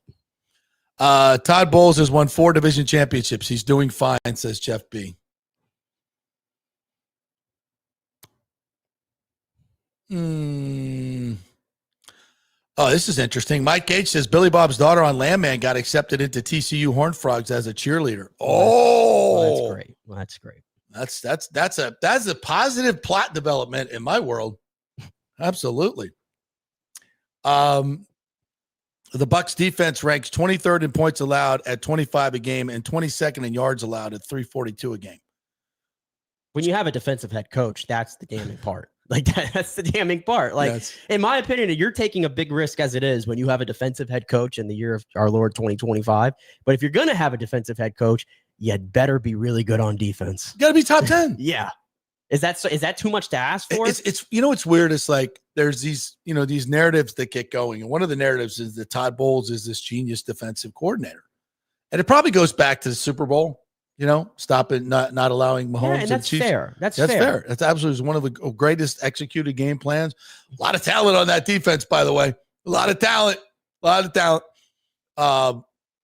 that's just, and JJ brought up a stat yesterday that he has more free runner sacks than anybody since 2019. I'm like, okay, that's scheme. But how many big plays have they given up? How many key plays in 3rd and 11? 3rd and 7, where they get the exact matchup they want and it's wide ass open. mean, I don't know what that number is, but it's a lot. I went through the numbers earlier, like with all the big plays they've given up this year for touchdowns. That wasn't a thing before this year. No. Remember, the Bucs' whole thing was that they would bend, not break, and they would allow everything in front of them, and they were so scared to give anything over the top, and they never gave up anything over the top. And that's like flipped this year completely. Jeff B says Tez showing folks why he was a 7th round pick. What did he do?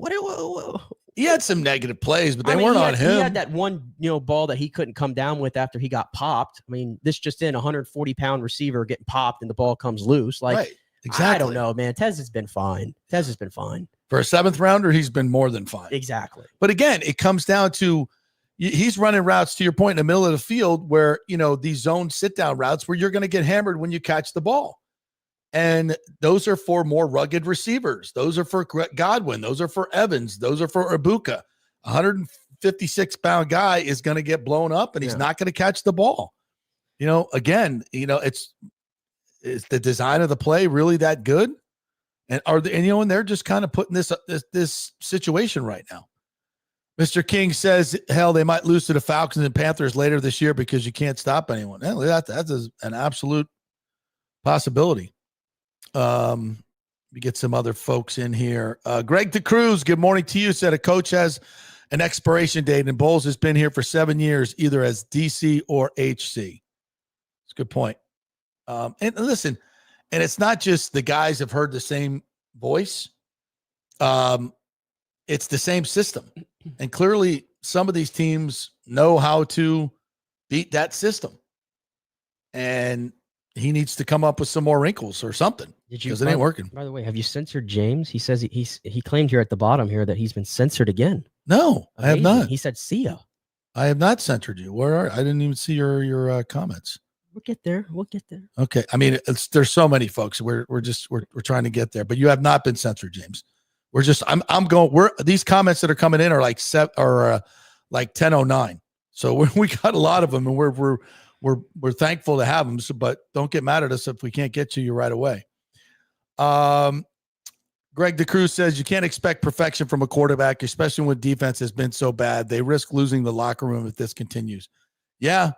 I don't think they're ever going to lose the locker room. It's a tight group. It's a really tight group, and Bowles should get some credit for that. The leadership of the team, Baker Mayfield, Levante David, they should get credit for that. And it's in times like this where you really got to lean on that because, again, the whole season is ahead of them, folks. And there is, as disappointed as we are right now, there is a world where you get Bucky back. You get Cansey back late. You get Reddick back, who obviously can make a huge difference. You get Godwin back. You get Mike Evans back. There is a world, and against a schedule that is manageable. I'm not saying they're going to be heavily favored, but all that is true. You can, it is still set up to make a run and win the division. There is something to not always does the best team win at the end. It's the healthiest team that wins. And the Bucs have moved all their chips into that basket that we are going to be the healthiest team by the end of the year. It might not look pretty getting there, but at the end of the day, we're going to find a way to get into the dance. And that's the goal, is to get to the dance and anything can happen. That's right. But I understand the frustration that it feels like all of these seasons are sort of mirroring each other. Yeah, agreed. And there's the other thing is, the other part of this, and I know it's the visual and that matters, the context matters, but the Bills are 25-2 at home. They've won 15 of their last 16 at home. Yeah, and when they lost to the Dolphins, I thought, oh, that's bad news for the Bucs. Yeah, because do we really think that they're going to put up 2 stinkers in a row? You lost to a epic Hall of Fame quarterback doing epic Hall of Fame quarterback things. You were in the game up until the fourth quarter, so there is some room for optimism, but. This is why I'm very happy, though, that and you're 6-4, and you lead the division, and you've got a very manageable schedule, and you got guys coming back. That's all true. Yeah. Now, go coach them up. And you're not going to fracture. You're not going to eagle. You're not going to Philly. It's just not a team that's going to turn inward and start killing each other. No. So that's good. Come back next week. I don't think you're going to beat the Rams. I think it's going to be, actually going to be an embarrassment. But then you got to regroup and make a run. So it's still all there. As bad as this looks. Joel Forsland says these same issues happened in our 6 wins, yet everyone ignored them because we won. You know, we didn't ignore them, Joel. We didn't ignore them. We talked about some of these issues. Now, we weren't giving up 5 big plays a game. No. That wasn't there. And we've been talking about the offense struggling a little bit, but the offense wasn't a problem yesterday. Joel Forsland also suggests what you know how he doesn't play Tucker. Same thing with Deion Jones, who sits on the bench, who can play better than Dennis. Tell you what, Deion Jones got a chance to play on kickoff return, and he sucked every time. He was the part of the problem almost on every one of those returns. Deion Jones is not making a difference. Yeah, it doesn't matter. I you know what, he might, but I doubt it. What else we got here? Greg DeCruz said, I don't even feel good about getting to the playoffs. Yeah, I mean, at this point, you don't feel like you're going to beat the good teams. Well, let's look at the because I said, the Panthers are 6-5. Let's keep in mind the Panthers still got to play. I think this is relevant. Panthers got 6 games left. They got to play the 49ers. They got to play the Rams. They got to play the Seahawks still. They're not and they winning play any the of those Bucs games. twice. They're not winning any of those games. No. I mean, they could. Let's not say they can't. Like, they have beat some good teams this year. Yep. But they're a very, They beat the Packers. They're a very up and down football team week to week. They probably scream, 8 and 9 to you? Yeah. If we got to be honest. Yeah. But yeah, they got the 49ers, Rams, and they got to play the Bucs twice. So they got it a lot more difficult than the Bucs do. That's true. William Madden says, JP, you need to tell us how you really feel. You know I don't sugarcoat it at all. Joel Forsland says, we need a full-time DC and new defensive assistants. Said this for the last 2 off seasons, but everyone doesn't want to change because they're satisfied with being better than 3 other teams. Joel, I basically said a lot of the same stuff. I've never believed winning the NFC South 4 years in a row is this great flex. I don't. It's a terrible division. If you were in any other division, you wouldn't be winning. And that's just a fact. That's just fact. And that's why I was never really sold at the last few years on Todd Bowles as the head coach. And I wasn't, after that disappointment of last year, I was very much for Liam Cohen taking over and trying something different, bringing a different defensive coordinator. It felt like it needed a new voice. Liam Cohen 6-4, by the way. Same record, yeah. But they've had their collapses though. They have. They've lost to teams. But you say teams that they should beat. How many wins did the Jags have last year? 3? Yeah, 3, 4. Yeah. Hey, Ron, Bucs fanatic McClary, tuning in from Qatar. Thanks, buddy. Got your messages. Great stuff. Appreciate you. Daniel Orta says Bowles is a 500 coach, period. That's what the record says. 53 and 51 or 54 and 51. If you count the playoffs, 1 and 3 in the playoffs. Yeah. We've got so many. I'm trying to get to new people. Richie Rich still put up 32 points. Yeah, the offense wasn't the problem. Good to see you in here, Richie Rich. Yeah, I have to get to that one first. Which, everybody knows running the ball was the key to the game. Should have ran the ball more in key situations. Absolutely, 100% true. Yeah. I continue to wear this from Mr. King when I was like, they're 6-3. Remember when we were 4-12? But listen, when we said that, we said, but let's see.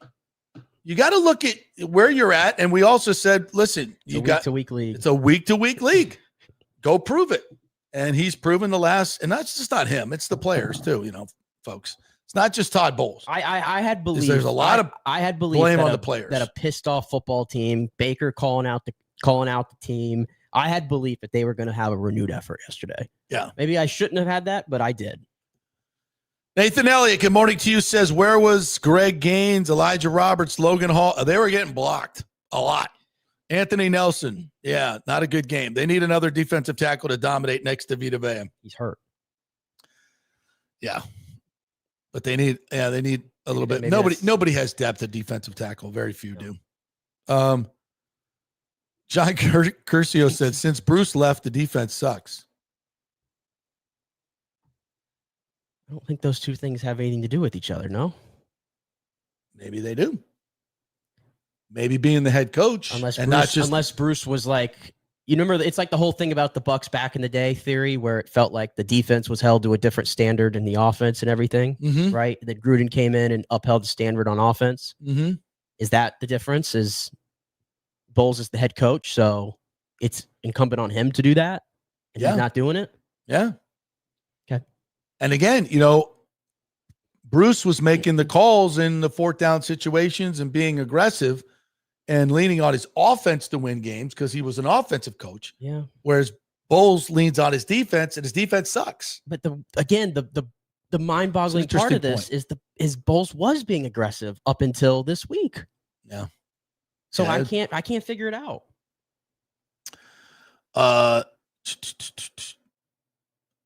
Mr. King says Todd was never the answer after Arians. Well, I'll just say this. I don't think there was no option at that point. First of all, it was always going to be Todd's job in March. Yeah. There was no coaching search. How was there going to be a coaching search at that point? Yeah, true. I mean, you could have. It's not unheard of. There's still there. You could have. No, but I mean, even at that time, you were like not even 2 full years removed from him orchestrating a Super Bowl defense. So yeah, it's not like in the moment it was a bad call. Mr. King is like, no one is coming back. Yeah, Bucky ain't coming back. Yes, he is. Yes, he is.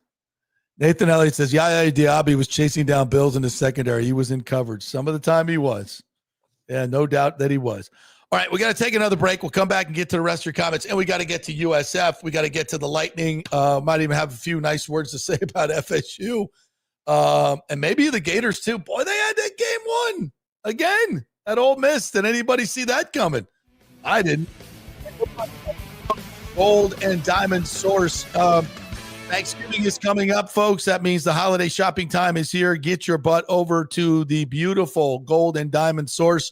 They have a great staff there. If you don't know what to get your lovely lady, that's okay. They do. They know all the trends, so let them take care of it. They do a great job over there. They've got everything you need in terms of if you have old gold, old jewelry, bring it in. They'll give you some cash for it, or you can buy some jewelry right there, turn it right into a beautiful gifts for the holidays. So much you can do with the Golden Diamond Source, in business for over 40 years. Great local benefactors, do all kinds of stuff in the community. So let's keep it local with the Gold and Diamond Source this holiday season. Back in 3 with more of your comments. It's the holiday season, so come visit the wonderland of jewelry at the Gold and Diamond Source with over 25 times the inventory and selection of the average jewelry store. Guys, get your shopping done early, and if you have no idea of the trends and styles that your lady wants, that's cool. The incredible staff, led by Julie and Steve Weintraub and family, will offer up some great ideas with no pressure.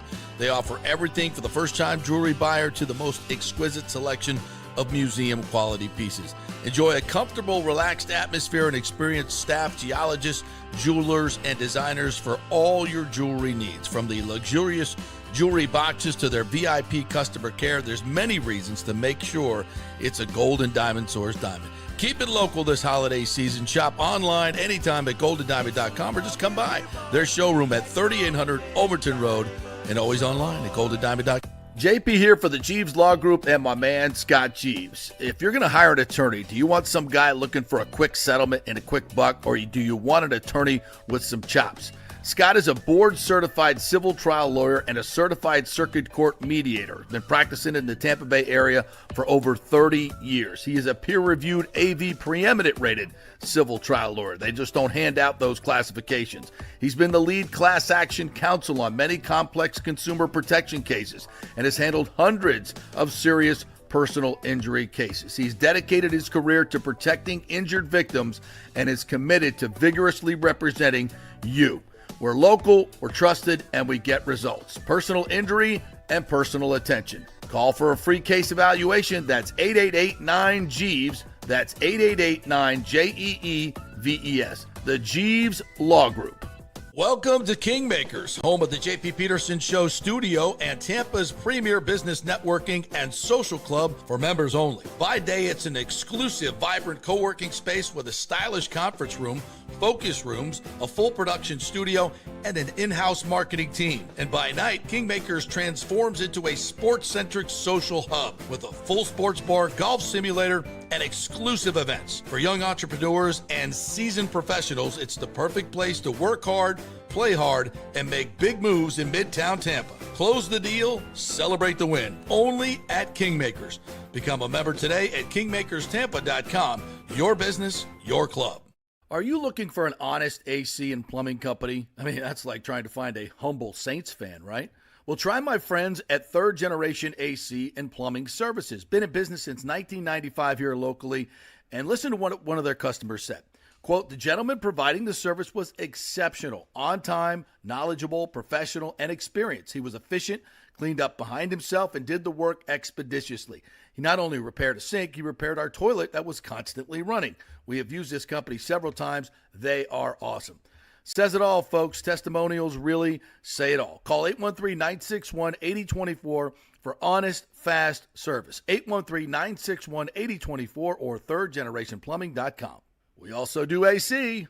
Ciao, Paolo Tini here, owner of Caffè Paradiso, voted number 3 People's Choice Award on Open Table. I want to thank all our loyal family of customers that have been enjoying our great traditional Italian dishes we make from scratch every day. It's a great family story we're proud of. Our family moved from Rimini, Italy in 1984. My dad, Caesar, started Donatello, and that's where I got the start in the restaurant business. I started Caffè Paradiso on South McDill in 1995, and we've been there ever since. From our traditional ossobuco, a veal slow roast for 4 hours, to our daily fresh catch, the Gruppo Paradiso, with a piccata sauce and lobster claw meat, homemade pasta like lasagna, farfalle salchicha, which is a bow tie pasta homemade with fresh sausage. Hold on a minute, JP's favorite. I love it. So come and have a glass of wine with me on South McDill. Get a reservation on Open Table and see all our 5-star reviews. Ciao, see you soon at Paradiso.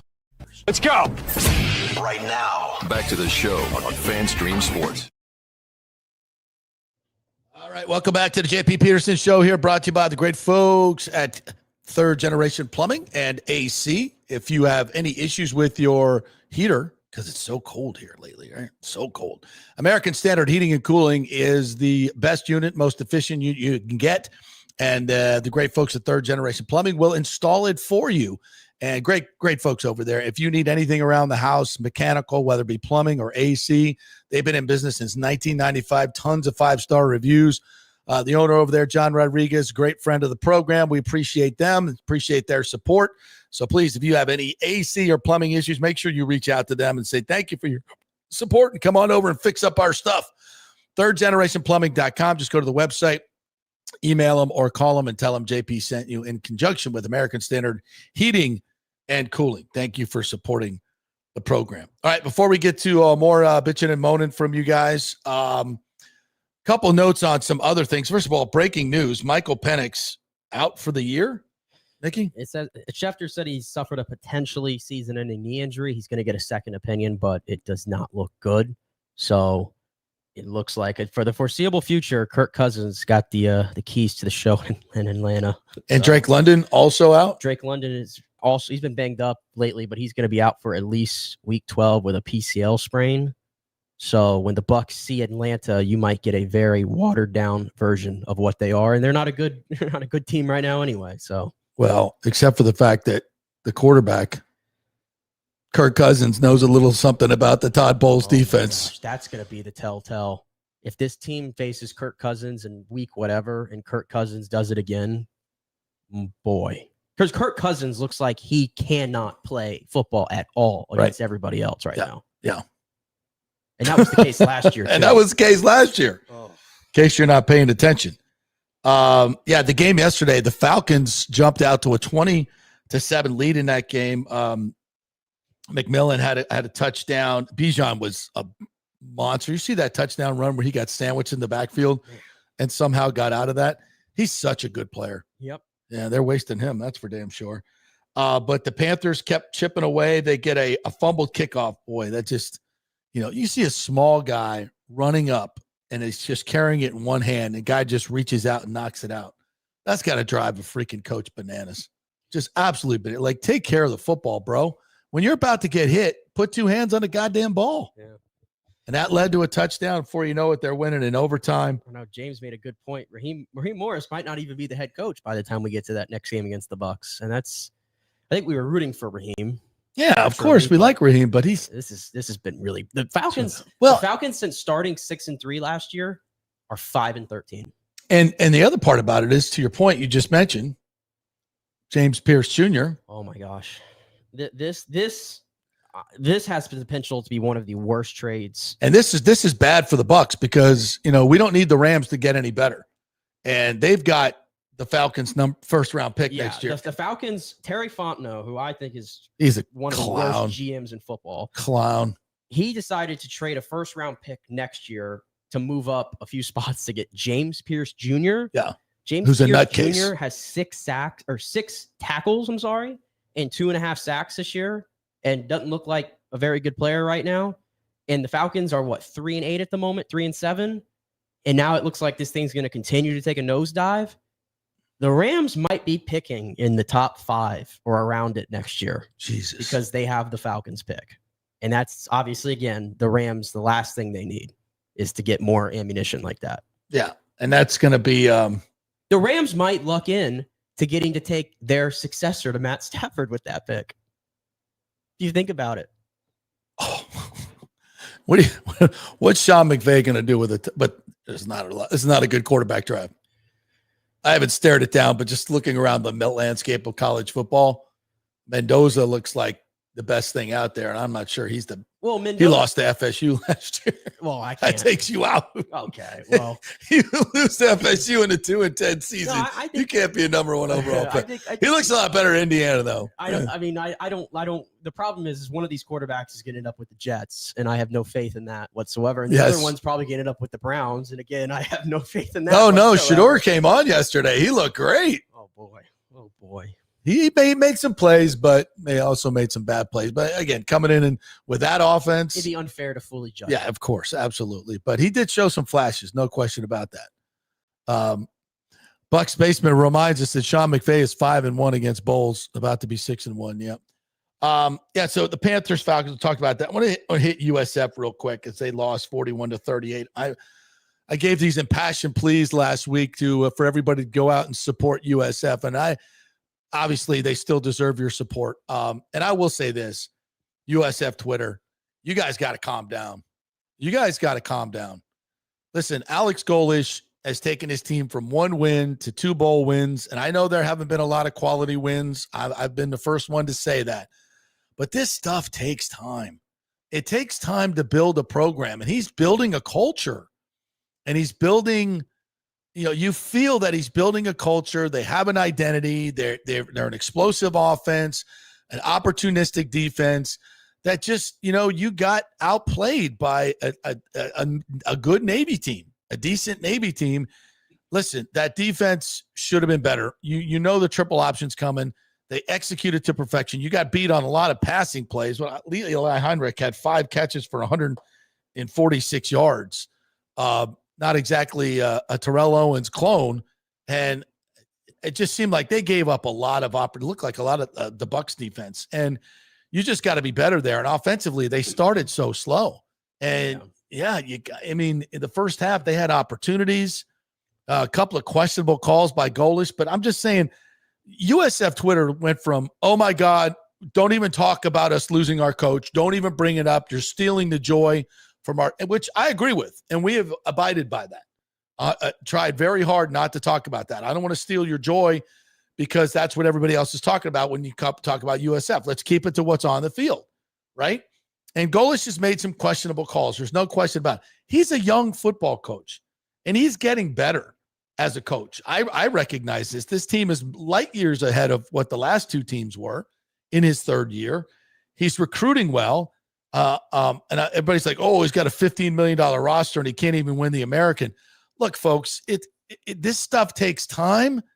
You're not going to win You're not going to go from 1 win to 12 wins and going to the college football. That was, even though you had a great opportunity, you were favored to win all of those games. When you're a new, as I said last week, new money, old money. When you're a new winning team, you got to learn how to win as a favorite. And it's not easy to do. These are growing pains. Now, all of you want to get rid of Alex Golesh. Oh, I don't care if he leaves. And here's a guy that is said all the right things. I don't know if he was planning on leaving or not anyway. I don't know that. But he was certainly saying all the right things, and being loyal to USF, I think, was in the cards. I'm sure Rob Higgins felt that way, and they were doing everything to keep their coach. And then they lose a game like this to a good Navy team that made some great plays. Both quarterbacks were really good. You're on the road. It's not the worst loss in the world, but you were a 10-point favorite. I get that. It's horribly disappointing. But it's disappointing because the expectations got taken to, frankly, and I'm guilty of this, a ridiculous level. And you fell short. It happens. But your reaction, USF Twitter, and now trashing Golesh. I mean, trashing Golesh. Oh, they think he's like already out the door and he wants the Arkansas job, and now he's just completely given up on the season. Like that's the things that I'm reading on USF. A lot Twitter. of it. And I'm not going to claim that I'm well connected to the USF program and what goes on inside that building. I only have an outside view, but this team won 5 effing football games over like a 3-year span or something. Yeah. Like one FCS win. Yeah, you were at the bottom of the barrel, and Alex Golesh has shown steady progression every single year. And sure, you're not going to make the college football playoff this year. You weren't far off from making it, by the way. You lost by 3 on the road to Memphis, and you lost by 3 on the road to Navy. You didn't get blown out in these games. You beat Florida when Florida was still a football team that was completely together. Could have gone either way. They could have gone either way. And you can have a separate thought and say that Alex Golesh's game management has let them down in the Memphis game and in the Navy game. That's a fair criticism Absolutely. to have. But that does not equate to get him out of here. Yeah. He couldn't beat Memphis. He couldn't beat Navy. We're not making the playoff. Get him out of here. That to me is just insane. That's unrational thinking. USF has a chance to finish out this regular season with 9 wins, go to a bowl game, and potentially finish with 10 wins. How many times has USF won 10 wins? Insane. In their time as a program? Yeah. I probably can count on one hand. Yeah. Come on, what are we talking about here? It's insane. It's insane. And USF has all the nucleus still to be the IT program and the American. They're already very close. But you have the structure is there. The stadium is coming. Golesh is in place right now. And by the way, I mean, if I'm him and I'm reading all these Twitter responses, I'm out. Right. I mean, I'm out. I mean, and if he does leave, I hope on the way out the door he says, when we lost to Navy, I got on Twitter and did I see support from our fan base? Did I see them loving up on our players saying, "Hey guys, good try. We're disappointed, but we still love you. We still support you." No. I saw pitchforks and torches for my players and for me. Yeah. For a fan base that can't even fill the lower bowl at Raymond James Stadium for a big game. I mean, listen, USF, I love USF, and I pleaded with you guys to let's support them and get out there. FSU is down, UF is down. Go support a team that can actually get to the college football playoff. And they let you down. I get it. But to respond like that, like you're some blue-blooded football program that deserves better than Alex Golesh, get the hell out of here. That is so over the top. I mean, and it wasn't just a few. It was everybody. It was everybody. Yeah, and Twitter. I was trying to find something positive, and I couldn't find it. Yeah, and Twitter's Twitter, and everybody's negative on Twitter, and I understand that. So I don't know what it's like here in the real world when you go out and you speak to real USF fans, that are not online, what they believe. But I refuse to believe that this is the feeling of the entire fan base, is what Twitter is saying. I just can't get over that. And it's like Rob Higgins has taken over as the AD. I think everybody's optimistic about that hire, right? Yeah. Derek Brooks is now fully aboard as a key member of that athletic program. Like, I view this as everything is moving in the right direction. Hell yes. But this isn't a microwave world where you're going to get it all at one time. It's going to take some time to build this thing. You know, I was when I was going through this Twitter thing, I was this close to texting Rob and say, listen, man, you know, I think anything Rob sets his mind to, he accomplishes. I mean, that's evidence. That's evidence. There's a long track record for that. Some crazy stuff that he's, you know, outdoor hockey games, Super Bowls, national championships, everything he's brought here. Not easy to do. And against the odds, Super Bowl and COVID, all that stuff. But changing the tone of USF Twitter, which is important. And I'll say the same thing about the FSU fan base. It's so toxic. And you gotta remember, folks, recruits are looking at this stuff. They live on social media, these recruits. And they're looking at this going, wow, look at this fan base. If we F up and lose one game, you know, and it's not just one game, I get it. But that's a problem. The USF fan base right now, to me, is a problem. They're very thin-skinned, that's for sure. And your expectations are ridiculous. I know it's disappointing, but when you do things like this, you're acting like spoiled children. And you got to understand where you're at right now in the hierarchy of college football and understand that being in the hunt for the national championship in the college football playoff 2 years removed from a 1-win season is effing unbelievable. It's the middle of November, and you were ranked nationally and with a chance to go to the playoff. And your coach has got to go because he lost by 3 on the road to a Navy team? That's pretty damn good. I don't know why the expectations have ballooned to some unrealistic part here. I don't want to speak out of line. I don't think we are. I think me and you view this very similar to where USF is as a program now and where they're heading. This was bizarre. The whole response. I mean, I would sign up for 10-win seasons right now, given where my program is. Yeah, and you know, you can speak to that. Everybody wants to get to the Big 12. Everybody wants to get to the ACC. You haven't won the American yet. How's that working for UCF? UCF can barely win a Big 12 game. Yeah. Welcome to big-time college football. And steady growth is where it needs to be at. And locking in your coach, steady growth. I would be shocked if I were goalish now, after that, I'd be like, I'm out. I don't know. It's not, that was shocking to me. The level of now I'm just thinking like they got one home game left at the end of the year, which nobody's going to show up against for. Rice. It's going to be the senior game, and it's like, are people like now just now I'm done with USF? Oh yeah, is that the thinking there'll be now? 10,000 people there. Is that the thinking now when you still have a chance to win 10 games? Yeah, there'll be 12,000 people there on a beautiful Saturday in November on Senior Day, and they'll have some recruits there, and they'll be looking around going, "What the hell? Like, where is everybody?" And then you'll get mad because they lost a recruit to Florida State or UCF. Yeah, they've literally won 10 games twice as a program. They've won 9 games as a program 3 times. That's it. And by the way, it's a very young football program. One of the youngest probably in competitive football across 29 years. Yeah. I don't get it. And I'll remind you again, they went 4-8, 1-8, 2-10, and 1-11 before Alex Golesh got here. And now it's like, all these resources, a $15 million payroll, and you can't.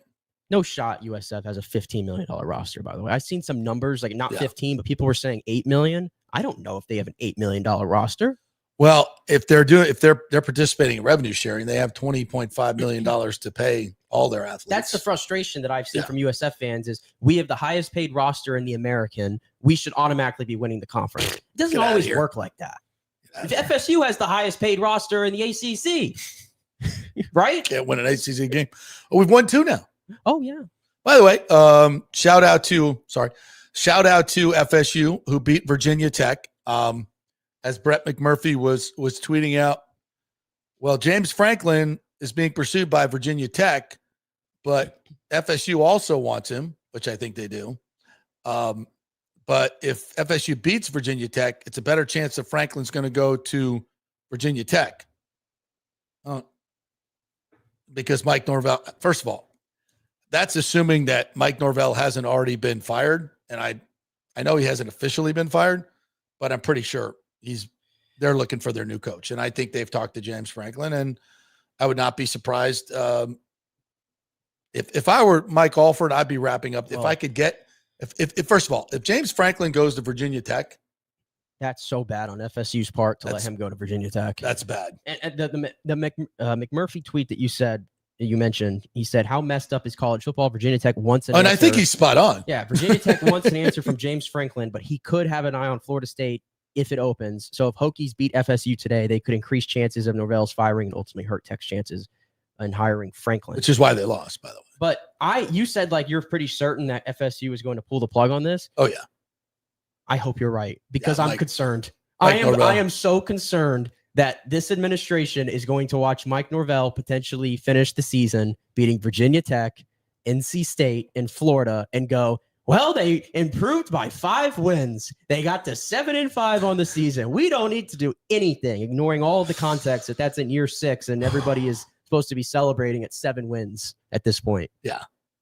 That's not a thing. That can't be a thing. That's not a thing. And by the way, everybody. And if it is, I will shout from the mountaintop that this is ridiculous. Because I like Mike Alford. We've become somewhat friends. We're not best buddies yet, but we've had a few drinks together and talked at length about a lot of different things. And he's a great dude. And I think he's done a great job there with all the facilities and everything they've done. And I know he's been often criticized. And I'm not saying the midseason vote of confidence was the greatest thing in the world. Let's let it play out, though. Oh, here's the thing. But here's the thing you have to pay attention to. And I say this knowing that you're more plugged in with the program, and this is just my feeling on this. And you've obviously had conversations with Alford. Mike Alford might not have wanted to make a decision to fire Mike Norvell after the Stanford game, because what if Mike Alford's job security is tied to Norvell? For all we know, they could be, I think that's a real possibility. They could be a package. And if Mike Alford were to fire Norvell, he's basically firing himself as well. That is like kind of where I've come around to that statement and why it was put out there and why they want to evaluate everything at the end of the season, because I think they might be a package. I really do. I don't believe that to be true. I think Alford with the big time boosters is in good standing. And I think Mike is not. And the whole idea that, Alford was hoodwinked into this buyout contract is ridiculous. If that's, and I see a lot of people talking about that. And if you're saying that, you don't know how the business works. That's a very naive thing to say, because all these coaches have these. Hell, Matt Rule now has a 90% buyout. It's because of timing. It's because they all have the same agent and Jimmy Sexton. You have no leverage when it comes to the time to sign your coach. There needs to be a rule adopted by all the conferences that buyouts are limited to 10%. You can do it. You just have to have the balls to do it. And the people that are in charge of doing stuff like that don't want to do it because their coach, it'll piss off all their coaches. Get over it. Show some leadership. That's what college football and college sports needs. We're wasting way too much money on these buyouts. That said, what has Alford done wrong? Gave him the buyout? Okay, well, that means letting your coach go to Alabama after a 13-0 season. You all for that? You all would have been screaming from the top of the, how do you let your coach go to Alabama after a 13-0 season? Right? Y'all would have been yelling, screaming. Well, things didn't go your way. And now you want to blame him for that contract? That's ridiculous and it's stupid. So other than that, what has he done? Gave Florida State one of the most revenue-producing stadiums in college football. Filled, by the way, every game this year. Shout out to Florida State Nation, Noel Nation. Showed up for Virginia Tech. For showing up at every freaking game. Students and everybody. So he's doing something right. Brand new football facility that should be a recruiting gem. Okay? For everything the athletic director is supposed to be doing, he's doing. NIL, top 15 in college football. And by the way, this administration And back to this is obviously separate from football too, but his other hires, did he hire Link Jarrett or was that before him? Yeah, no, he hired Link Jarrett and he hired Luke Laux, which is real early. He extended Link Jarrett after Vitello left Tennessee because they were concerned about him leaving for Tennessee. Yeah. And then he got Luke Laux, and that looks so far encouraging. Yeah. Yeah. I don't know what the vitriol is. I think a lot of people are so mad that Norvell is not gone. That's why they're just so emotional about it. But what if Norvell is like, vote of confidence, I'm going to go looking for my head coach, backdoor channels. What if he comes up with James Franklin and pulls that out of the hat as soon as the Gator game is over? Are y'all going to be mad? And there'll be some people like, oh, he came with the big one. What are our expectations? Well, I think it was telling too that the way that Thamel was like reporting, Pete Thamel and everybody, really all the college football insiders were reporting about James Franklin and Virginia Tech. They made it sound like Virginia Tech wanted an answer this weekend, and that this had a chance to get through yesterday. Listen, well, the weekend came and went, and James Franklin is still not. Last time I checked, the head coach of Virginia Tech. Listen, with Auburn open, Arkansas open, Penn State. Well, obviously Franklin's not going back to Penn State. Florida State, I think, is coming open. What else is out there? There's a lot of better jobs. LSU is still out there. Yeah, but there's a lot of better jobs than Virginia Tech. And if Virginia Tech is coming to me as James Franklin saying, I need an answer now, it's like, okay, see. I agree. I'll get back around to you when I see what all my. There's better jobs at Virginia Tech. Yes. But I will say, I think Virginia Tech is a special place and can really be. I mean, that you talk about fan bases that show out no matter what. Yeah. I mean, that's one of the best atmospheres in college football. Agreed. Blacksburg's a special place. Virginia Tech has had it rolling for a long time. There's a lot of good history there. Yeah, it sounds like they're ready to make a financial investment. And how many national championships have they won? I mean, they got to one. I know. At Virginia Tech. I know. But like I see your point though. Like you don't between FSU, Tech. LSU, Auburn. Yeah, I know. I hear your point. I mean, you're going to take Virginia Tech. All those things you said are true, but you have a much better chance to be successful at these other programs, in my opinion. So anyway, good win for Florida State. Nothing. I don't care. Nothing earth shaking. The bottom line is, for 6 years, you still haven't been able to recruit one single decent quarterback. 6 years at FSU, and you can't recruit one decent quarterback, like even worthy. They can barely recruit a decent receiver. Well, and then to your point, this Gus Malzahn, this Gus Malzahn offense is just, I mean, it's so high school. Even when it's working, I'm pissed off watching. Yeah, it's me too. It's like you get the 3rd and 11. It's like, oh. But I can't figure out if I'm like the wrong person to speak on it because I covered and watched it at UCF. And I told you all that he's going to finish with a top 5 offense, but it's going to be fool's gold. You're right. It's not. You're 100% right. It's not going to be a top 5 offense nationally when you actually watch the games. Yeah, and that's exactly you can't come from behind. You can only stay out front. Tommy is a gamer, and he got his legs back in this game at least. Yeah, he did stop running out of bounds. That was nice. I don't know what the hell that was about for 3 games. I know he injured, but I mean. Anyway, he's just not a good passing quarterback. And against any decent teams, you're not going to get any good receivers in the building hell anyway, to the or no. quarterbacks with not in that offense. With that offense, no way. No way. Like, how the hell did they get Deuce Robinson? Because that dude is a baller. That's a shame. That dude's going to finish with like probably 1,100 yards this year. He's still going to be a first-round receiver. I hope the Bucs draft him. That dude is a dog. He comes off as like and this is not a knock on him, but he's like a poor man's Mike Evans. Yeah. He's got very similar sort of play style to Mike. Mm-hmm. I don't know if he needs to be a Buck. I don't know if the Bucs need to be prioritizing that necessarily yet. No. If you're Florida State, you're hoping and begging that guy wants to come back for another year. Oh. Problem is the 27 draft class for receiver is the really loaded one. Yeah. Really loaded. So you better get out now. So we'll see. Yeah, he ain't coming back. And without him, we have no offense. I mean, No, literally none. None. Like every time they None. drop back to pass, it's literally like throw that thing to deuce And just throw it up. or It's just zero. like there's no. It's just like he's covered by 3 guys. He's just gonna jump up and grab. What he did to that little safety on that touchdown, he like shook him off like he was a gnat. Poor fella. Nathan Stout says 2 weeks in a row, 3rd and 2 and down 5, fourth quarter across midfield, average 5+ yards per carry. We choose to pass when you need to control the clock. Bowles and Grizzard need to figure it out. Yeah, those are just 2 god-awful calls. They're god-awful calls. Oh, this is, what are you? Chucky's out there, says Mike H. Stop. I kind of feel like Gruden as a offensive guru is the same as Bowles as a defensive guru. Except at least The Todd narratives are so much bigger than what the actual Bowles- numbers show. But at least, I mean, Because with the Bucs, he never had a top 10 offense. no, and I don't know if and I he's was gonna ever had say a at top least- 10 I was going to offense. say at least Bowles orchestrated a Super Bowl defense, Right. but that's also, Gruden won a Super Bowl too. But That's come on, right. the offense did not run the show there. He definitely was. He definitely brought in the That was over juice. 20 years ago. Yeah.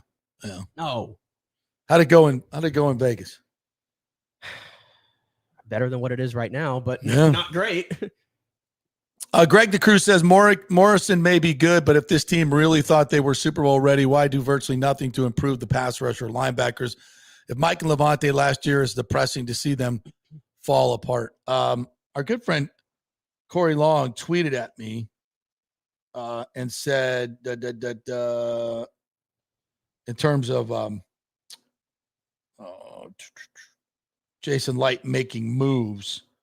Where is it? Where is it? Daggum thing. Sorry, Corey. There it is. Said there were deadline moves that could have been made, but Light is leaning into the narrative that he's a draft guru and will fix it there. The Jets had Jermaine Johnson and Will McDonald there for the taking.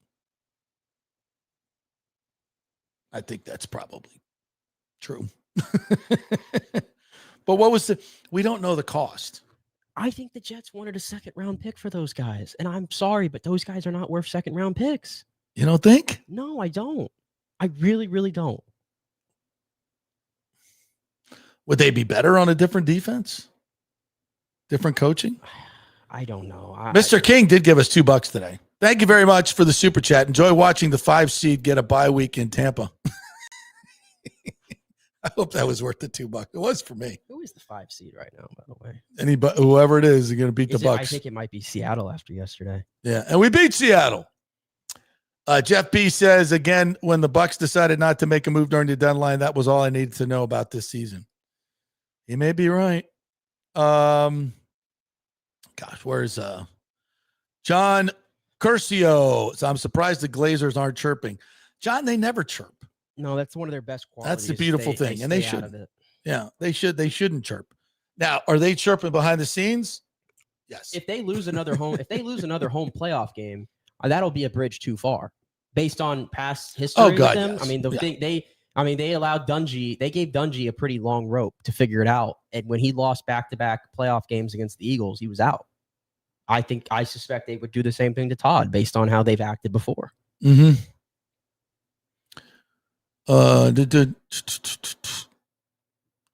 Joel Forsland says, I love when morons, calling me a moron, says we have an easy schedule after the Rams. No schedule is easy for Todd.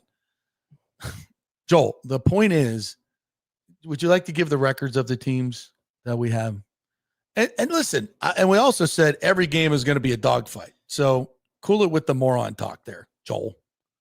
No need for name calling in this group. I mean, the Rams, we know. The Cardinals look like a team that's, if they haven't given up, they're right near it. New Orleans, I take a long pause because they do play Atlanta on a Thursday night, and it feels like every time they play Atlanta on a Thursday night, nothing good happens out of it. Especially with Kirk Cousins quarterbacking. Carolina, Miami. If Kirk Cousins comes into Raymond James Stadium on a Thursday night and puts up 400 yards of passing,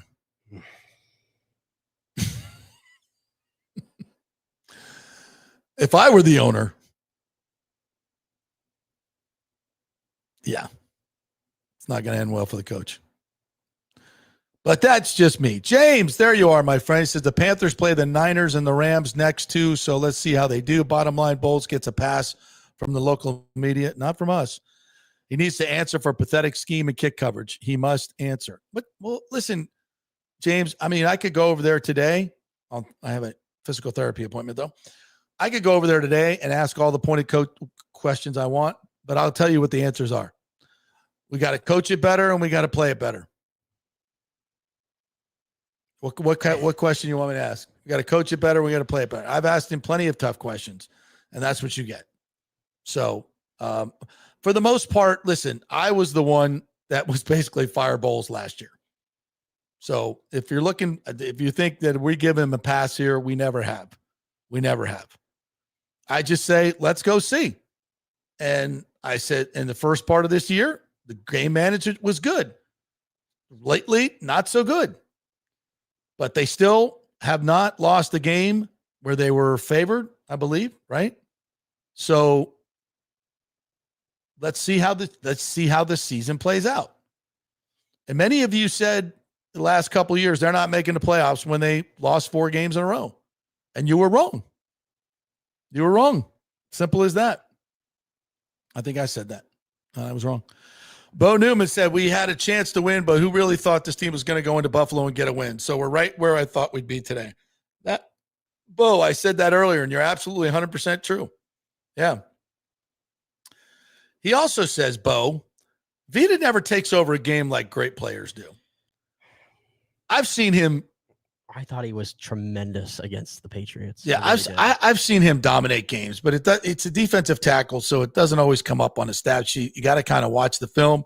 He's also like, he's his own, like, there's no other comp in the league to Vita Vea and what he does. If you're expecting Vita Vea to be like Jeffrey Simmons over in Tennessee and that type of defensive tackle, well, then you're getting your hopes up. That's not Vita's game. It's just not. Mm-hmm. All right. What else we got here? God, there's so many. We thank you guys so much for jumping in here. Really appreciate it. We can't get to them all. A bad sports weekend that could have been worse, but the Lightning somewhat won a game to save to prevent the weekend from being much worse. Yeah, how about a shout out for the Lightning, Jack Finley, especially for that goal on Saturday to beat the Panthers. Little breakaway, little backhand action. The freaking penalty kill gets a 4-minute penalty kill and then a 6-on-5. Vasi standing on his head. That was a great win. Yeah. It's a great win Saturday, and we got a tip of the cap to the Lightning for that. And then there was third period yesterday. I could not believe I had that game on my second screen. Yikes. And I was working. So like I was kind of in and out of it. And I knew the Lightning had a 2-1 lead going into the third period. And I was working, doing whatever. And then like 5 minutes later, I like looked up and I was like, wait, is it 4-2? It's 4-2. Did I miss something? And then I had to 3 go on goals Twitter in less than 2 minutes. I see Eric Erlinson tweet 3 goals in 1:40. And I'm like, tell me that didn't happen. Tell me that didn't happen. Yeah, two power play goals. One went off the Moser's skate, another bad bounce. But they seemed to completely lose their legs. They outshot them 13-1 in the first period and had 10 quality scoring chances. Mm-hmm. But they just they couldn't put the puck in the net. You know, even the goal they finally got from Kucherov, he kind of banks in off the goalie. Yeah. But they seem to be passing up great shots again and just couldn't get the puck in the net. And then they go up 2-1. Getzel gets a tip in, and you're feeling pretty good. 2-0 actually, and you're feeling pretty good. But then in third period, they just completely lose their legs. A couple of bad bounces, and they put pressure on late, but just couldn't. They got it to 4-3. Yeah, and then the goal is disallowed. Yeah, it's tough to win back-to-back games in this league. It really is. And they've been good on back-to-backs. Yeah, but it's 5-2-1. It's tough to win back-to-backs. I was more encouraged about what I saw from Saturday night. Now, granted, the Panthers are not playing good hockey, and they're banged up. We're missing 7 guys. The Lightning are missing a lot of guys in that game too, and that everybody was expecting that to be this just all-out brawl. Yeah, I thought it was going to be. And it really didn't get to that point. There were some skirmishes, of course. There always is. I was shocked by that. There was the elbowing by Bennett that Kucherov did. You know, I sold that really, really well. Kucherov did. But no, that felt like a playoff game between two teams that were definitely injured. And everybody thought, the Sabourin, Finley, And Douglas line was there just to, be a bunch of shit stirrers, and they ended up being the best line of the night for the Lightning in that hockey game, ironically. And Finley scored a goal. Sabarin scored a goal last week, and Sabarin should have scored a goal yesterday too. Yes. By the way, he had 2 golden opportunities, bang bang. So that's good to see. If there's one thing that I'm worried about the Lightning right now, it's honestly one player that I'm starting to lose a little confidence in. Who's that? Brayden Point. Yeah, where has he been? He's MIA. He's 3 goals this year and 6 assists for 9 points, and he's not shooting the puck. He's not getting opportunities to shoot the puck. And I talked about it last year after the playoff exit when we were sort of like kind of recapping the Lightning and moving forward.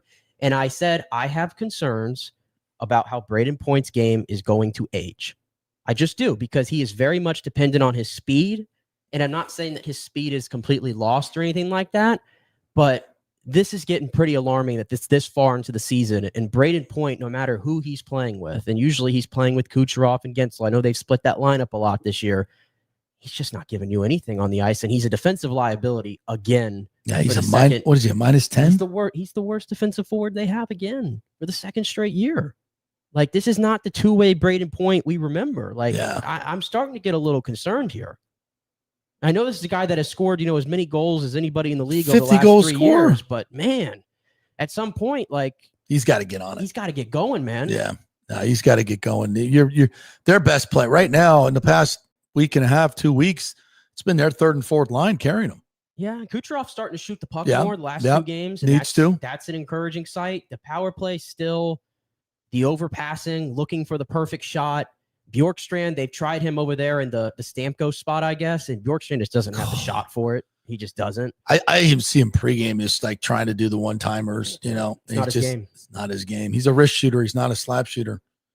Yeah, and Kucherov's getting real frustrated with that. It might be something the Lightning need to go look and find. Yeah. I'm being completely, like, they have to. Because they're very power play dependent. We know that. The 5-on-5 play has not been nearly as well this year as it was last year. They got to get it going. I'm almost like we need to just park Douglas in front of the net and just get in the goalie's way. I mean, the power play is just non-existent. Yeah. Just park Douglas in front and just screw. I wish we had Corey Perry still at this time. Corey Perry's got like 9 goals or something for the Kings. He's still doing his thing out in front of the net, getting dirty, greasy goals. Yeah, it's not like we have any like up and coming bonus stars where he could. Anyway, GM Light should make trades for edge rusher, wide receiver, inside linebacker. We need to draft these positions next year. God, enjoyable David film and movie. Thanks for coming in. I appreciate it. Are we moving on to next year already? Yeah, he should have made trades. You're absolutely right. 100%. We said it then. JS says, JP, you're moving on to Christmas already. What about Thanksgiving? What am I, the Lone Ranger here? Everybody's moved on to Christmas. Have you not been watching the TV? I hate Thanksgiving. I hate Thanksgiving so much. I'm going on a vacation this year, me and Case. Why? I don't want to be here. I want to go on first of all, I'm having a baby in February, which is November 17th. This is rapidly approaching, and I'm starting to get nervous, by the way. So everybody, please pray for me. But yeah, I'm taking a vacation for this last normal Thanksgiving that I have because I don't like it. All right, what else we got? Oh, Michael Hall. I'm trying to get to everybody, at least one here. I think the Bucs win the division, but I have been consistent that this isn't a Super Bowl team yet. And now it may come down to Bowles needing to go deep into playoffs to keep his job like Dungy. I think you're 100% right. Look, injuries have ravaged this team. This is not the team that we predicted would be a Super Bowl team. So if you predicted that, you're not wrong. But we do have to see it play out and see who comes back. And see it all play out. I don't think we can make gross generalizations right now, but I'm leaning towards, Todd Bowles is not going to get it done. This defense does not play big when it needs to play big. It plays very bad when it needs to play very big. It seems like the same issues keep popping up time and time and time again. So, yeah. Richie Rich says the worst part about the special teams is all the momentum is gone after the team just scored a touchdown. So true. It's a great point, Richie Rich. Yeah. And your defense comes on the field and you're already like in midfield. Like they're already in field goal range. Not yesterday, but because of the wind. But man, it's brutal. And that's something that just is not that hard to do. You really got to try to F that up that consistently. I mean, just bad. And that's coaching. It's all coaching. Sorry. Devin Garnett says Bucs will end the season 11-6 and everyone would be back on the hype train. All these elite teams will start getting injured while we get stronger. Listen, that's a narrative that is possible. Yeah, that's the glass half full. Yeah. Sort of look. He's not wrong. You're not wrong. It's not wrong. If you feel that way, you're entitled to feel that way because the Bucs have showed you that's what they do. Did you think we were going to beat Buffalo? Now, I thought we could beat the Patriots at home. And you played a lot of good football in that game. You did. But the big plays just killed you. So it's not – no. They're not far away from beating these teams. No. They're not getting – like Detroit game aside, you're not getting blown out in these football games. No. And They're you're not right blown. there. Yeah. James says on the Otten should have been a first down, a bad spot by refs. Bucs punted and Bills fumbled and we scored. So refs' bad spot helped us. Yeah, but that's not how you evaluate it. No, but it is worth noting that spot and then the spot earlier in the game, I think it was the Baker rushing touchdown. Yeah. That was Rashad White. It looked like he clearly had the first down too. Easy. And then of course the next play Baker scored anyway. So the two bad spots in the game, the Bucs ball never lies type deal. Yeah. They got it, but yeah. I still don't understand how you can measure the chip in the ball for a first down, but you can't measure the progress of the ball in a live situation. From a technology standpoint.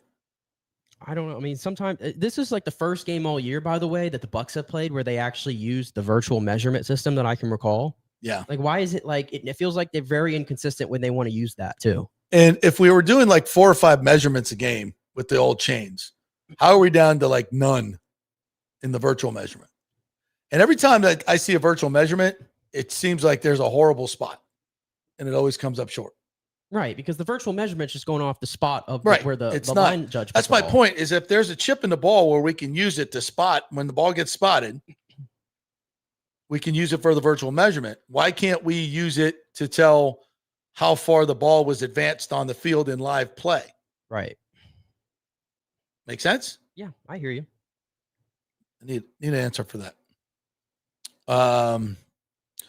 All right, that's it. We got to we'll call it a day. Thank you guys for jumping in. So many really good comments here. I really appreciate you. All right, here's one more that didn't get a chance to get put on. Florida Lone Wolf says, as long as Todd plays that soft zone defense, we will never win anything. They should play like every good team does, mostly man-to-man and just zone to rest the cover guys, but he will never change. I kind of feel like every time there's a big play, it's against soft zone, and it's just maddening. The Zion thing on 3rd and 11 is just, I don't get it. All right. Thank you guys for jumping in. We really appreciate it. I apologize if we did not get to every one of your comments. It's just not humanly possible in a 2-hour show. And we really appreciate you guys. And thank you very much for jumping in here. I appreciate you. We will be back tomorrow with more fun and frivolity. I believe Bowles talks at 12:30 today. Unfortunately, I have a medical appointment. Won't be able to be there, but there'll be some pointed questions and the same answer. So we will see you tomorrow.